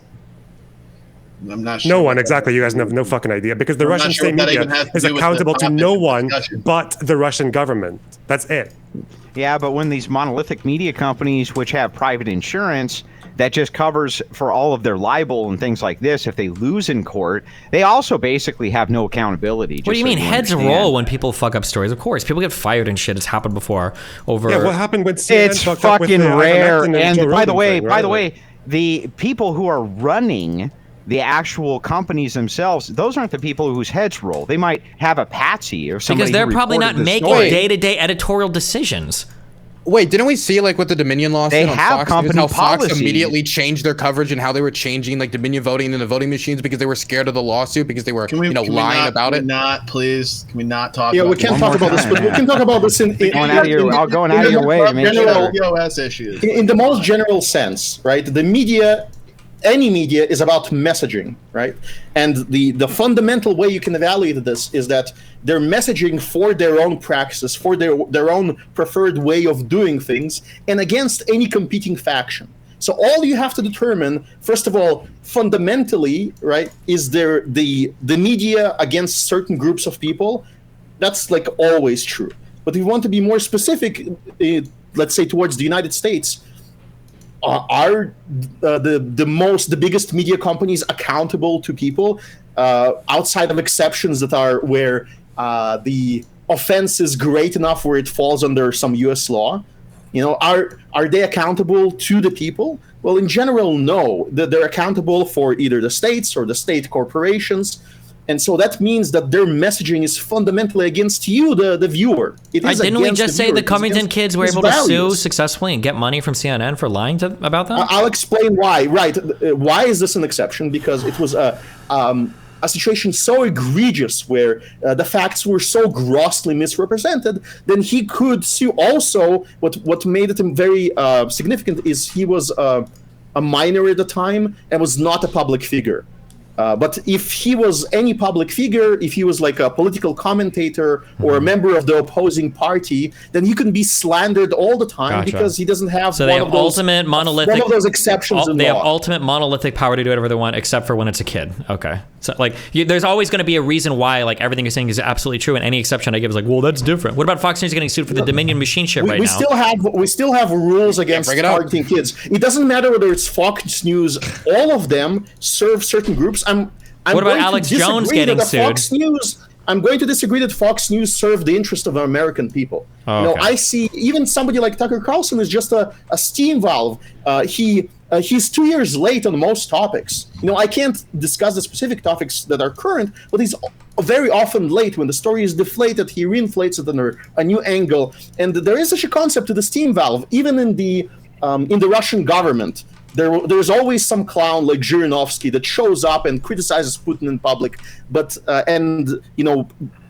people coalesce around him, but he's a clown, and so it never gets to anything. It's the same thing with Tucker Carlson. You can always quote his the lawsuit against him where his lawyers had to use the same defense that MSNBC uses, that he is actually not accountable for what he's saying. Mm-hmm. So yes, in that context, they are both the enemy of the people. They don't present an alternative that the American people can use. They don't present any alternative practice. It's always government for us or government for you. It's always government. It's always the state. It's always the big corporation. It's never anything grassroots. I got another follow-up question for Dronetek. So, Dronetek, earlier we were talking about this hearing where the Democrats were going really hard after your boy Matt Taibbi, or I forget to pronounce his name or whatever. But they were going after him, and you were really concerned that they were going to go after his First Amendment rights, or that the way they were directing it, it makes you worried about the First Amendment. Do you think the framing of the statement, the media is the enemy of the people, would make it harder or easier for the government to go after the media, pass more regulations on how they can talk about the news and what they can present and what they can't present? Because that's how a lot of nations like Russia, or recently the protests have been going on in Georgia due to the foreign agents bill. That's a lot of the stuff that precedes a lot of the most authoritarian legislation around media and NGOs. Yeah, I mean, I would say that. Yeah, I mean, if the media were acting as like a check on power and the government did that, that would be bad. But the media is not. They're like hiding accountability from the government. No, I mean, like there's just this long list of things. Many of them I can't talk about here, but there's more, like many examples. We'll just talk about. Can we talk about Hunter Biden? I don't know. Like the whole Hunter Biden laptop story, the intelligence, former intelligence that came out and said, along with the FBI, kind of tipping off Facebook and the big tech agents that, oh, this could be Russian disinformation. They very likely swayed the election. They interfered in the election by doing that. You mean kind of like when Comey, our own intelligence, came out and made that scathing remark about Hillary Clinton and their email thing? Also, to be clear on the Twitter file, to be clear on the Twitter file, that's funny. To be clear on the Twitter files, there was no direct communication from anybody in government or the FBI telling Twitter to censor the Hunter Biden story. That's not true. There was. Actually. I literally talked to the guys that like did these fucking stories, and they admitted as much. No, there was not. There was never any direct communication. Did you see the hearings yesterday when Jim Jordan dropped the examples? Which guys did you talk to who did the stories? I don't remember what the two. Somebody in the chat will have the two names, but two of the journalists I think that were involved in these Twitter files. There was never a direct communication about Hunter Biden to Twitter. That never happened. Well, they say there's stories that are Russian disinformation coming. The request that came from the FBI was this person needs to be banned. Please get rid of this person. The dashboard that they were using. The FBI never said you need to ban somebody. Never. That didn't happen. They requested. Yeah, Hold on, I can get it for you. They said that these are accounts that might ban your TOS. They gave them like 200,000 accounts for this, and Twitter banned like none of them. So no, there was never. Well, that and I want to. Yeah, that is something interesting because they were basing this on Hamilton 68, which is again Democrats and former intelligence operatives. There was what's his face from the Weekly Standard on there as well. What kind of accounts were they asking them to ban? They were just companies and just regular people, but they were saying that these were Russian bots and troll farms. Why did they say they were Russian bots? None of these people were. You don't know that. Huh? You don't know that. No, we know that from the Twitter files. Because no, we don't. Yoel Roth said himself that there was no evidence that any of these accounts had anything to do with Russia. Why are you quoting Yoel Roth now when Yoel Roth also said there was no direct communication about Hunter Biden? Do you just selectively listen to him? Because he also said that on 3 different occasions on his hearing. Well, I think he's covering his ass. And oh my God! Did you see the hearings? Listen, did you see the hearings where Jim Jordan was giving examples? Yeah, I've seen. Yes, yeah. Have you heard the hearings where? Or hold on, not even the hearings. In regards to the Twitter files, when the FBI was asking things to be removed. Those accounts, they said, were all newly created accounts that were following, I think, 2 or more like Chinese fucking ambassadors and politicians, and that's why the FBI asked for those to be removed. They weren't saying like, please silence these free American speaking people and blah blah blah blah blah. That was not happening from the FBI. And the 2 people I talked to were Leighton Woodhouse and David Zweig. Those are the 2 people. I didn't see their bylines on the Twitter files. Let me say this real quick. I just want to say real David quick. Zweig literally was the one that did Series 6, I believe. And Leighton Woodhouse, I don't know if he was involved directly with them, but he's friends with all the journalists. Was he not? I could be wrong. I'm open to eating. I just want to say this real quick. I just want to let people know there's still room for callers. So if you follow that link that the people are putting in the chat, the mods are putting, you can go to the Discord, and there you could get vetted to call in, and you can ask any of our panelists any questions here at the 10 p.m. hour. Also, we will be reading super chats, so still room for that to go ahead and put super chats in, and we'll read them. Sorry, not trying to follow up the drone tech. But yeah, hold on. I wasn't done with Dylan though. Hang on, just real quick. Yeah. Okay. You can also find the Discord link in the video description of this video. Yeah. So if you want to get in that way, you can if you don't see it in the live chat. Okay, so what I was going to say, Dylan, is that most of the media is running cover for the government. Like the Nord Stream 2 pipeline story is another good example. Wait, how is that a good example when the mainstream media... Wait. The mainstream media is literally reporting that it seems like our intelligence is saying it was a pro-Ukrainian group that might have been the ones responsible for bombing it. Right, exactly. Running cover for the Seymour Hersh story, saying that we did it, the U.S. did it. And on top of that, we have multiple videos. We have Biden saying... if Russia does this, there won't be a pipeline anymore. We have I forget who it is. Somebody else in the administration talking about, oh, wouldn't it be great if we could get rid of Russia and sell, make a pipeline straight to Europe? The Seymour Hersh story, as far as I'm aware, it was like a mine detector or a mine detecting type ship that would laid the bombs that they did the operation off of. There was none at the NATO drills that he talked about in the Seymour Hersh story. There's multiple holes in the Seymour Hersh story that makes me not just take it at face value and makes me have a lot of questions. And so I don't think you should take it at face value. Pro-Ukrainian group? Definitely. Wait. And by the way, Seymour Hersh's source that the whole story is built upon is unconfirmed. We have no clue what it is. He says, "Oh, well, it's a source. I can't tell you, but I can't tell you." And like, but Biden's own words. We can't make. Okay, wait, not to call you. Biden himself said that this is what we would do. Biden did not say we would blow up the pipeline. He said there would be no more pipeline. I believe. Yeah, he said there would be no pipeline, but we can't make any conclusions off the evidence that is. And pro-Ukrainian group so vague. Like I can't believe it. Wait, by the way, pro-Ukrainian group. Let me be clear. The conversations. I'm in Austria right now. I just came out of Germany. I was having conversations with Germans. A lot of Germans are fucking pissed at the idea that Ukraine could have done this. And I can understand why some of them might be pissed that Ukraine could have done this. I don't understand how diverting the attention to Ukraine, which could possibly, if they did do it, could possibly stop weapons shipments from Germany or other countries if it becomes a massive scandal, turn public sentiment against Ukraine. I don't know how that benefits the United States. That's actually Dylan, it's a terrible scenario. Where's the story in the media? Some of those talking about it. Did some of those people that you talked to, did they just not care, or did they think it was no big deal? Some of them were like, "I'm happy it's gone." Other ones were like, "I think this is a massive issue." Yeah. So why did you omit that? Do you think? Why did I admit it? Because that wasn't important when I was talking about it? Right, but it was important, right? So it's actually... There's a confliction here, right? So you omitted it for a reason that you were trying to narrative build, right? Narrative, you're just trying to be snarky, and I don't understand. So it's not smart. I don't understand. This is the whole point. Andrew, I don't understand why me mentioning that there were Germans who were also happy the pipeline is gone is important for me to describe how it could be possibly bad for the Germans to have the scandal break, because no matter how many Germans are happy it's gone, it's one still, side. You're not letting me finish. You're not letting me finish, Andrew. You do it to everybody. Me a question. You do it to everybody. You're not letting me finish. Don't ask me a question and then not give me time to respond. You're right. I should never talk to you. You're correct. So Dylan, finish, please. It's because you're afraid, Dylan. It's because you're afraid. You know it. I'm absolutely terrified. All right, then debate it one-on-one. Not right now, but another time. Will you? Dylan, will you? It depends on the topic. If it's interesting. Yeah, okay. We'll organize it. Cool. All right, whatever. Anyway, let him finish. Okay.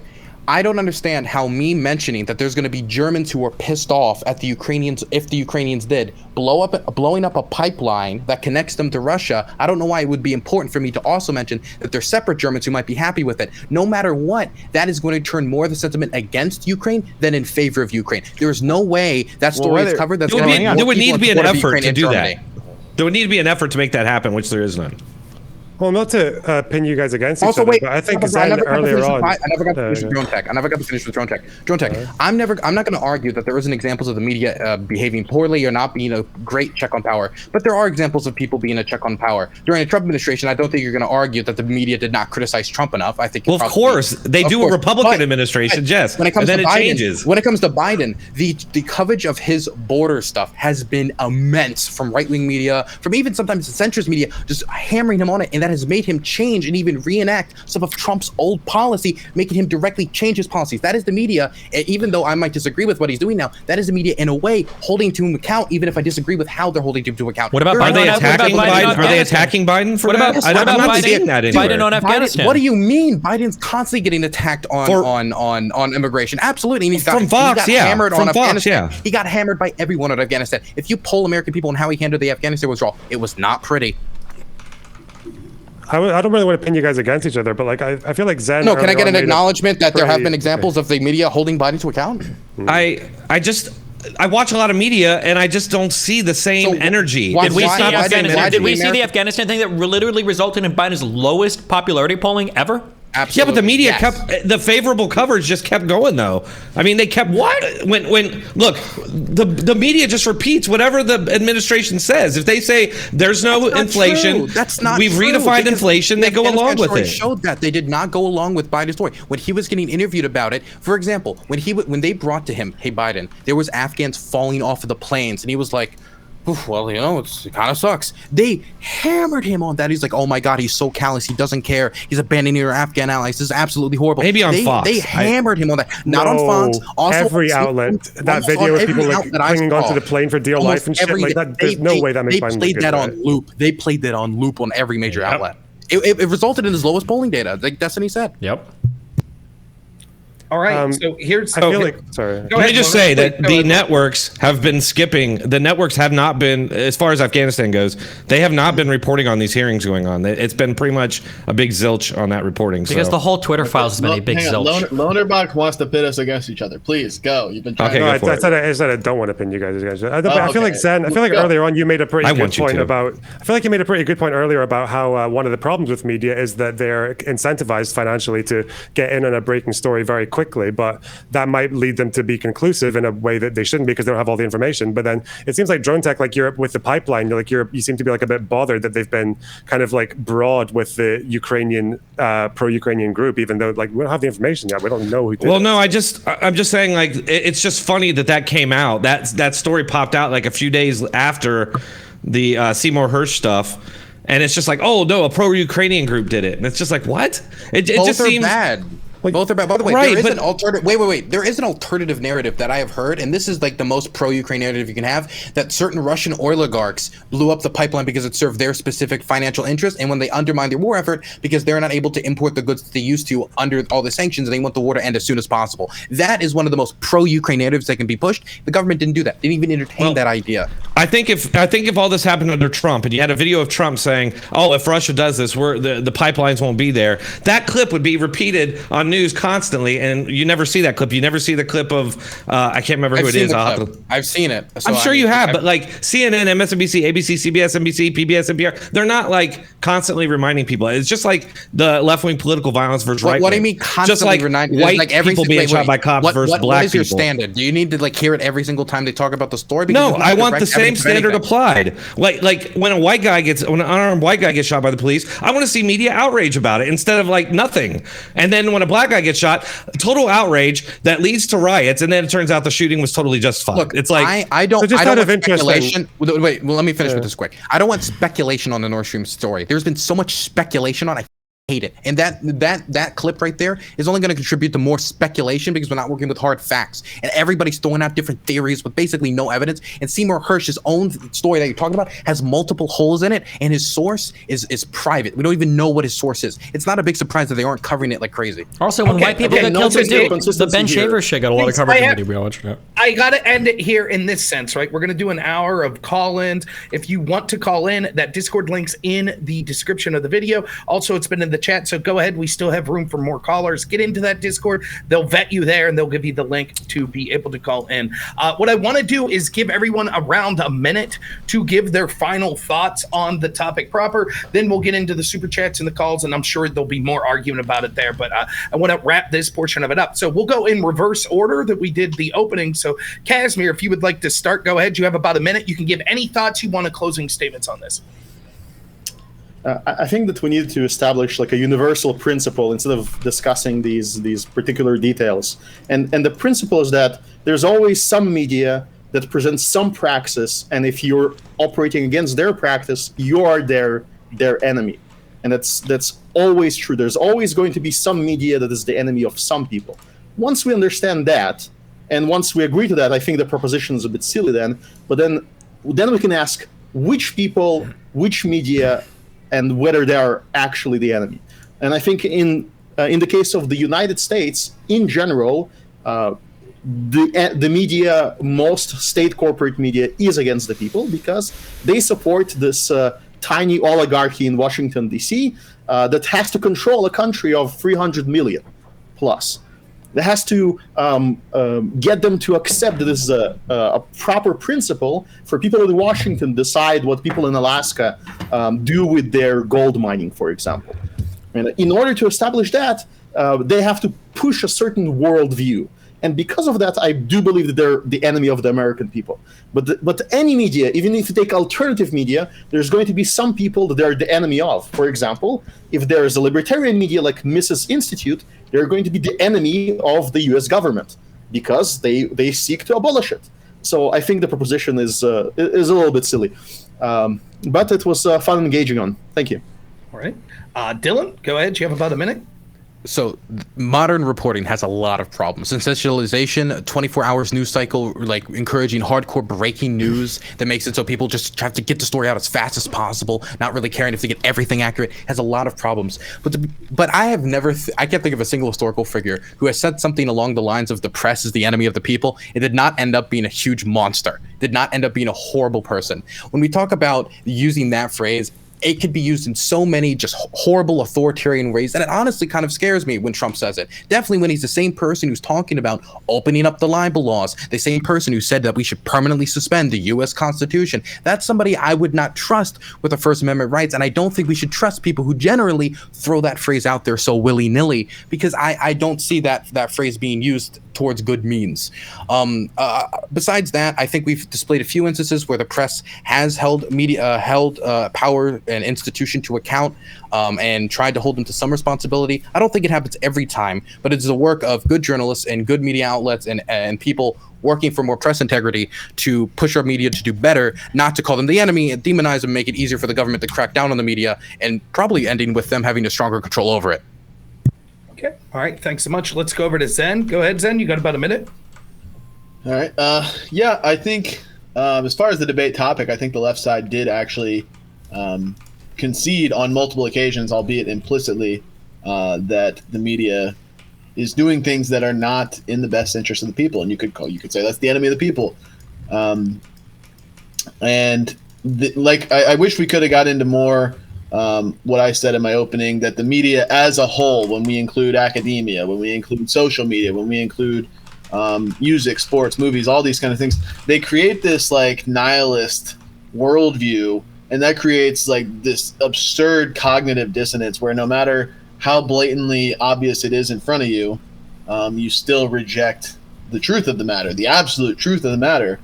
But I will say that the left side, Dylan and Destiny in particular, are very good apologists for the globalist regime and the mainstream narrative. They're very good at peddling what CNN and MSNBC and all these guys tell you, even though I think there's a lot of gaping holes in all of that. But you know, it's also because people like Dronetek here, who I want to have on our side. You're playing too much of the partisan political game, which is what the media is also peddling, and allows Destiny and Dylan to continue peddling their narratives that they want. The only one on the left side that has an ounce of sense, I think, is LonerBox. I don't think we agree on pretty much anything, but you do seem to have an ounce of sense in you on certain topics, so I'll give you that charity. But I did enjoy the panel. I did enjoy the conversation, so thank you all for being here. Okay, let's go to the only lefty with sense on the top. No, let's go to LonerBox. Go ahead. Do you have a minute? I think given that a lot of these arguments are so almost identical to things that you hear from like the really radical left, it kind of tells you that the media probably does just like represent a lot of the views that come from the political center, because that's where most people are. Most people are not libertarians. Most people are not revolutionary socialists, which is probably why you would feel like if you were on the more extreme conservative or whatever else than the average American or whatever else, you wouldn't feel like the media represents you properly. But I mean, you can either cry about that, or you can work to get your messaging and grow your movement so that you are more represented in media. You can start your own media. I don't know. I could just make the argument that media is run by capitalist owners or states who are in bed with capitalist owners, and most people are not capital owners. Therefore, the media is an enemy of the people. But at the end of the day, more people are probably pro this system than they are like socialism. So I think it's like, unfortunately, like kind of reflected. I think a lot of the problems are a lot to do with like monopoly or just like systemic interests, or like the drive to get stories out for profit and things like that, which you can probably work around with like some policies. I'm still looking for this story about the media constantly reporting Kyle to be a murderer as fact. It looks like he's just suing a few people who did like opinion stuff, and the other mainstream outlets that did report false facts have made retractions. So I don't know. I just got to say, before we move on, one of the ironies is if there was something the media was reporting, you would see it, and if there isn't, you wouldn't. So I was going to say, like, yeah, what about that big left-wing riot in my town? And then watch Dylan furiously look it up for like ever and be like, yeah, you didn't find it, did you? It proves those. I waited for 45 minutes. But I see what you're saying, though. Andrew, go ahead. Do you have a minute? I put my hands on my head. It means I'm super right. My rhetoric is great. And I said wait 60 times. So when I say wait 60 times, that means I'm about to say something important. So wait. You guys conceded our entire argument. You completely and totally agreed with us that the media is corrupt. They run with their own narratives. I brought up Destiny's own words. I've actually, maybe the only one on the panel, I read Destiny's manifesto. He brings up these types of things over and over again as his own narrative, in fact. And I think in his manifesto, he was even trying to be somewhat unbiased, right? Surprisingly, I think he was. But inside of this, you see that these keys exist, and these keys are, one, the thing that turns the major lock is that Destiny himself has been crucified by false media narratives. He knows that it's true. He's only arguing with us because we're on the right, but I don't even think he believes the shit that he's saying. To be perfectly honest with you, he knows that there's maliciousness that's out there in media presence. He agreed what media presence was. It's unbelievable to me that he would even argue against this, but here he is. Now, I have the most important question of the night that I just want to ask Destiny directly. I was not able to the entire debate. Destiny, did you pork Brittany from Politically Provoked? Like, did you drive up in your Coomer mobile and did you give her the old in out? Did you do it, Destiny? All right. I want to know. Acquiring minds. And hang on. Let me finish. And before I end it, before Destiny says none of your business, he did ask BX Bullet if BX Bullet humped Zerka. So I think it's fair that I ask him the same question. I think it's fair. All right. Anyway, go ahead. It's over, right? He doesn't have to respond to that. Dronetek, go ahead. You got a minute? Yeah, I think the other side, you guys did make some decent points, and I see where you're coming from, but just what I've observed over the 20 years or 25 years I've been following this stuff is that since at least the year 2000, it seems the media got staunchly partisan, and it's only gotten worse as we've gone. And what's happening is you hear the media talk about all the time, like there's two realities in America. And that's what I worry about, is that the media, there's more of the what I call Democrat state media than there is the other side. And although I think there's plenty of faults with the other side too, very similar ones, they do the same thing. But and Fox is the #1 watch station, but when you have all the other news networks out there constantly demonizing and calling everything, anytime they're criticized or the Democrats are criticized, they call it right-wing conspiracy theories or that kind of thing, white supremacists.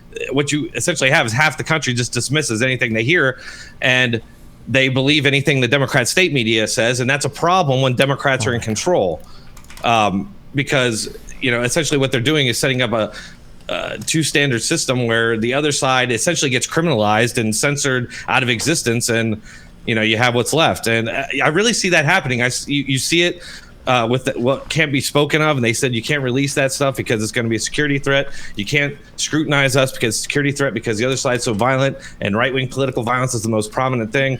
And I think that's what I think makes them the enemy of the people, because essentially they're turning half the country into an enemy of the other side, which gets portrayed as almost holy. Like their policies are never wrong. You never see any real scrutiny of Democrat policies because they're doing it for. I disagree. Not the way, like when I turn on NBC every day, just broadcast news, CBS, they're talking about Republicans. Like I very rarely see them going scrutinizing a Democrat policy, and so that's where I think the danger is. I think that we're kind of moving towards there's a Chinese activist named Weiwei, and he's talked about it before, how the media is trying to enforce a certain political correctness is very similar to what you see in China, where the state and the media, they enforce a kind of unity political ideology. And I feel like that's exactly what we're seeing forming in the US. And the other side, our side, is getting smaller, dwindling more and more until eventually essentially being standing against their agenda, the Democrats, the left, whatever you want to call it, will be considered dangerous, terroristic, white supremacist, racist, simply opposing them or criticizing them at all. And so that's what I think makes them enemy of the people, because that's what we are to them. We stand in the way of their agenda, and that makes us the enemy. Okay. All right. Thanks. Destiny, go ahead. You have the last word. Wait. Come on. Okay, go ahead. Zen, he didn't interrupt you. Please. I think that panel shows are the enemy of the people. That's all I got. All right.